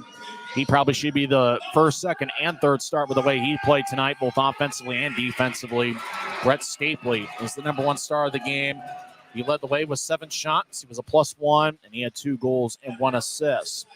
As Stapley was the Optum first goal of the game scorer as he broke the scoreless deadlock, 14:04 into the second period, with Brian Yoon and Cole Gallant getting the assists. Later in the second period, Tulsa got on a power play, and Yaroslav Yevdokimov redirected an Anthony Costantini shot. 17-14 in. Andy Carroll also picked up an assist, and that tied it up at 1. Tulsa went 1 for 2 on the power play. Utah went 1 for 1. Score is tied at 1 after 2 periods. Alec Butcher gave Tulsa a 2-1 lead. He scored 1:27 into the third period with Mike McKee getting the assist. And then you talk about the bonehead play of the year. What was Mike McKee thinking? Holy cow. At the faceoff circle after McKee scored, McKee took his stick and just tripped up Cole Gallant from behind. And the referee spotted it and gave a penalty to McKee. They were skating 4-on-4 anyway, and that gave Utah a 4-on-3 power play. That was the only power play the Grizzlies had all night. And if you're Mike McKee, that's got to be the dumbest decision he's made in his pro career. As Brandon Cutler on the 4-on-3 power play connected for his 10th of the year, 2:36 in with Mayhew and Stapley getting the assists. You talk about the Oilers picking up momentum. You take a 2-1 lead, then Mike McKee just gives it right back to the Grizzlies. So I guess that Merry Christmas from Mike McKee to the Grizzlies. They're early in the third period. Score is deadlocked at 2 for about 10 minutes. And then the Grizzlies, Jacob Semick, we've talked about how great he's been over the last 3 weeks. Semick was in the right circle, directed it across to Stapley. Stapley gathered it in the left circle and was able to fire away and get it past Julian Zunka. And that gave Utah a 3-2 lead. Semick and Gallant with the assists. And, Tulsa put together a pretty good rally to try to tie up the game, but the Grizzlies defensively really buckled down. You could tell how much getting this victory meant not only for this series and setting a tone in this 3-game set, but just simply ending the 6-game losing streak. Will Cranley was solid in net. He stopped 25 of 27 as he gets his first victory in a Utah uniform. His record overall is now 2-6. He won 1 game, which was his first professional win as a member of the Reading Royals earlier this season. So 1 power play for the Grizzlies, and they connected on it. A season high, 7,681. We're here at Maverik Center to see it. And as we mentioned before, about 21,000 have been here at Maverik Center over the last 3 home games. They officially listed Mike McKee with an unsportsmanlike conduct minor. A Merry Christmas from Mike McKee to the Grizzlies. It really could have been a trip because that's exactly what he did to Cole Gallant. Right there on the faceoff circle, right there on the red line at center ice. The Grizzlies will take it. Their record at home goes to 9-6 on the year. They are now 9-17 overall. Tulsa's record falls to 13-11-3. And so it was just one of those games where the Grizzlies' best players turned out to be their best players tonight. What can you say? I mean, Stapley's the guy that put up the points. I think that whole forward line was outstanding. Cole Gallant had the 2 assists. He was the third star. It doesn't show up statistically. In fact, Nathan Burke isn't even listed with a shot, but it felt like he played an outstanding game as well. He just didn't have the puck on his stick in scoring territory to fire away. Now, I mentioned Stapley led the way with 7 shots. Kyle Mayhew had 1 assist tonight, and he had 4 shots. Dylan Fitz had 3 shots. 2 shots each for Adam Berg and Tyler Penner, and then a few others with 1 shot for the Grizzlies.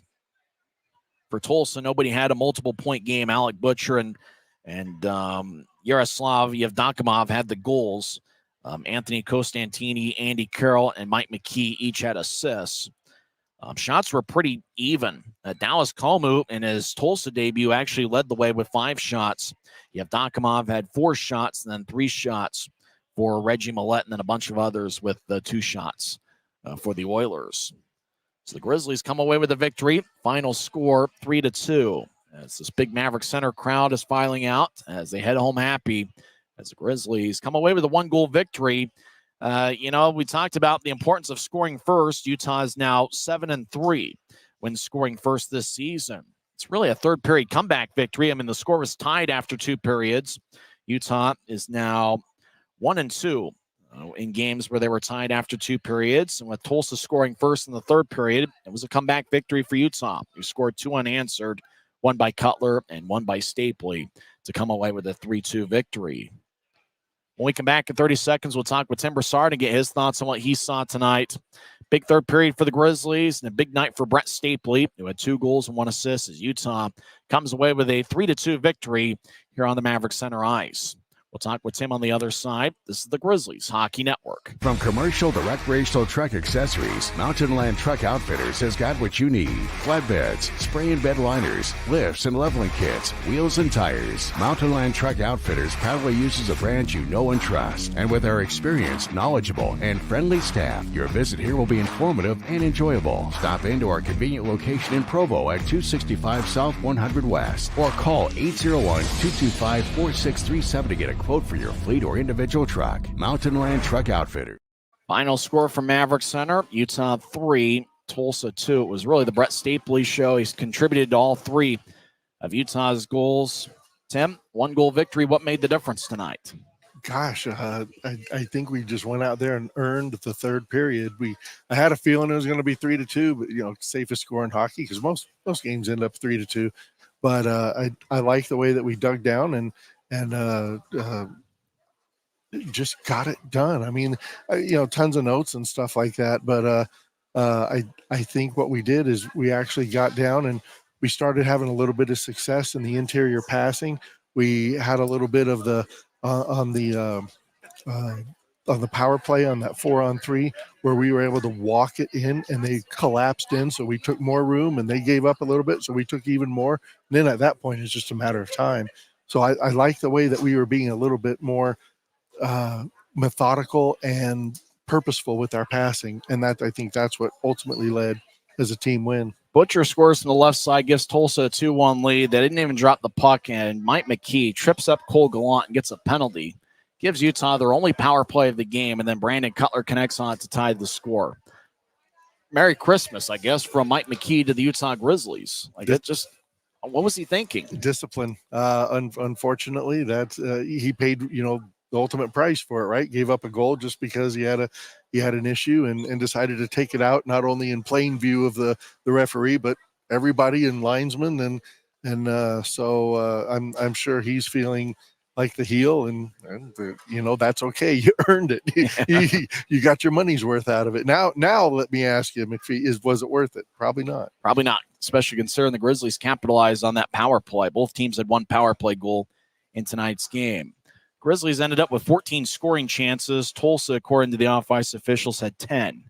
And it really felt like Tulsa didn't get many chances there when it was a 1-goal game. Utah, once they got that 1-goal lead, did a great job protecting it. It didn't really feel like even in the last 2.5 minutes that Tulsa had any sort of good look on Will Cranley.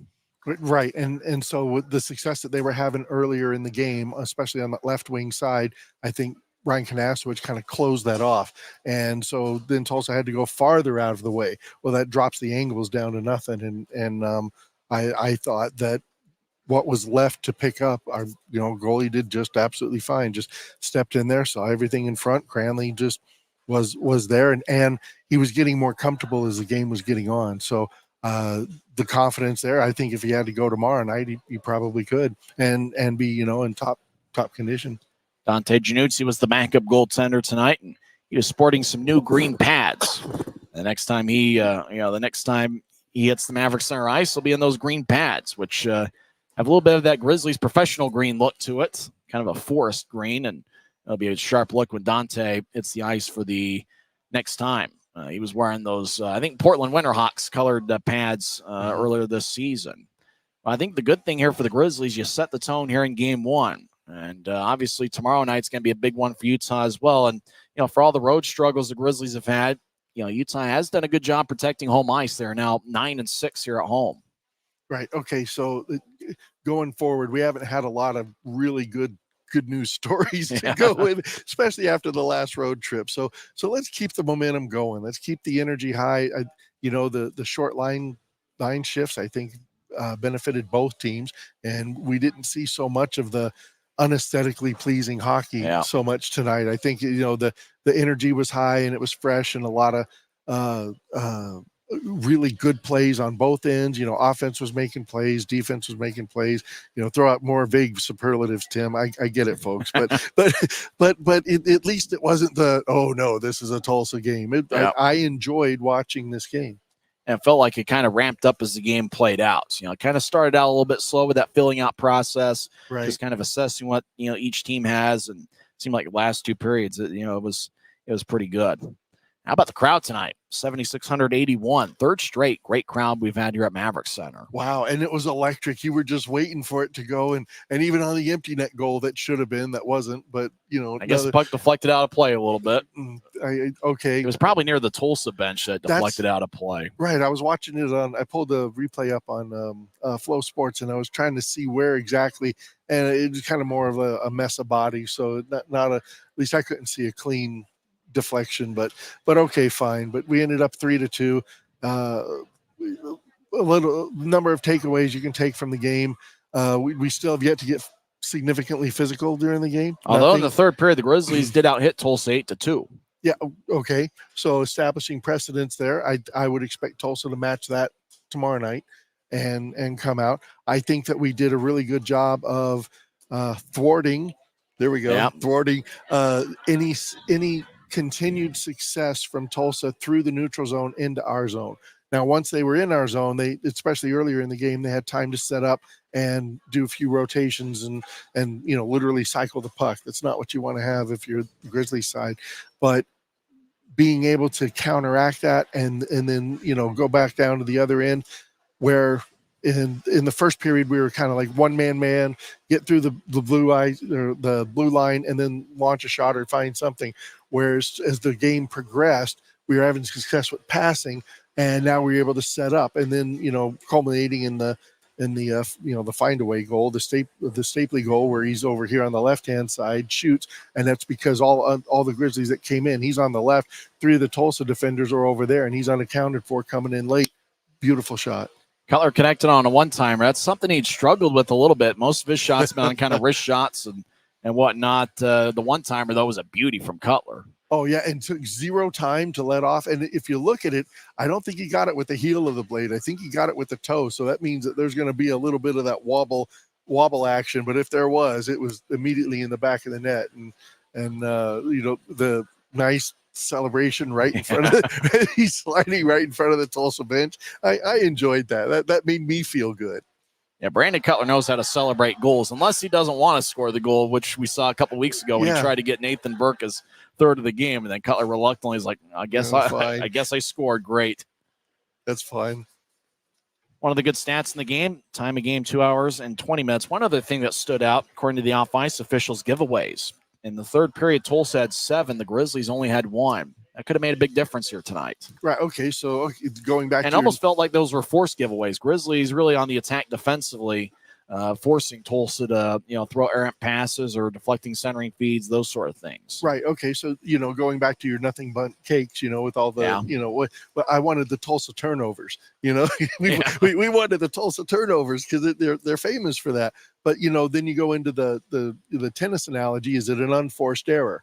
And no, I think you were right. They were contested error. They were, Grizzlies on their back or slapping sticks or doing something to constrict what they wanted to do in passing, and then, taking away a first and second option. And lo and behold, you're trying to get to a third. And by that time, now you have puck support from, multiple Grizzlies coming in, because now it's been congested in that, or localized in that zone. And we were having success doing that. And I think you're absolutely right. That's where that stat would have come from. That was a fun one here tonight, and I think tomorrow's going to be a lot of fun as well. Get your tickets to UtahGrizzlies.com or go to the Maverik Center box office tomorrow, or, tomorrow afternoon. Give the Grizzlies office a call at 801-988-8000. That's 801-988-8000. Jim, what can you say? Will Cranley was good in net. Brett Stapley really had a night. Felt like Stapley was doing. It was great to see that Stapley, Burke, Gallant line really step up. Early in the game, it was Penner, Fitz, and Berg. I think the good thing is it felt like all three forward lines at times, played pretty well. Yeah, and stepping up. I thought it was to be the defensive core tonight. And while they definitely contribute to everything all over on the ice, it was the forwards stepping up, and not just as a single line, but as a group, as a platoon, and next man up kind of attitude. Okay, here's the next line out, and keeping that pressure on, and relatively keeping Tulsa's guns to a quiet night. So we know that Eddie Matusimi is out, and Sheriff is out, and I think we had a couple other key contributors in the past, but everybody else was kept quiet enough. Enough to get the 3-2 victory. And you mentioned the defensemen. I thought they all played good games. Really, Jacob Semek's been a standout over the last 2 or 3 weeks, and I thought this was probably the best Brian Younes looked in quite some time. And Quinn Wickers really looked like he paired up well with Kyle Mayhew. And Mayhew, I don't know how many minutes he played. It seemed like it was 30-plus tonight. I was trying to count how many 27 jerseys do we have out there? Like more than one tonight. Yeah, more than one. Is it the stands who's coming in to he's back out there again. Buy that guy a cold one. He's got to be tired after this one. Hey, you got 2 more to go, buddy. we need you for those. Boy, by the middle of Sunday's game, he's going to be absolutely exhausted if he isn't already. He's going to have an early night on New Year's. That's right. For sure. He's not staying up till midnight. He's getting to bed early. No, I'm done. I'll reset on Monday. That was a lot of fun. Looks like they're working on the ice here to get it ready for tomorrow. And, hey, what can you say? It's the Grizzlies getting a victory. They're now 9-6 at home this season. Once again, the 3 stars. Cole Gallant with 2 assists. He's the 3rd star. Brandon Cutler tied it up on a one-timer from the right side, 2:36 into the 3rd. He's the number 2 star. Brett Stapley with 2 goals and 1 assist. He led skaters on both teams with 7 shots. He is the number 1 star. Well, that'll wrap things up here from Maverik Center. Time of game was 2 hours and 20 minutes, and the largest crowd of the 2023-24 season, 7,681. Saw a pretty fun affair where the Grizzlies come away with a 3-2 victory. And speaking of 3-2, Utah is now 3-2 against Tulsa this season. We'll chat again tomorrow night, 6:50 pregame show, 7:10 face-off. For Tim Broussard, I'm Tyson Whiting, and it is what it is. You've been listening to the Grizzlies Hockey Network, presented by Rio Tinto Kennecott.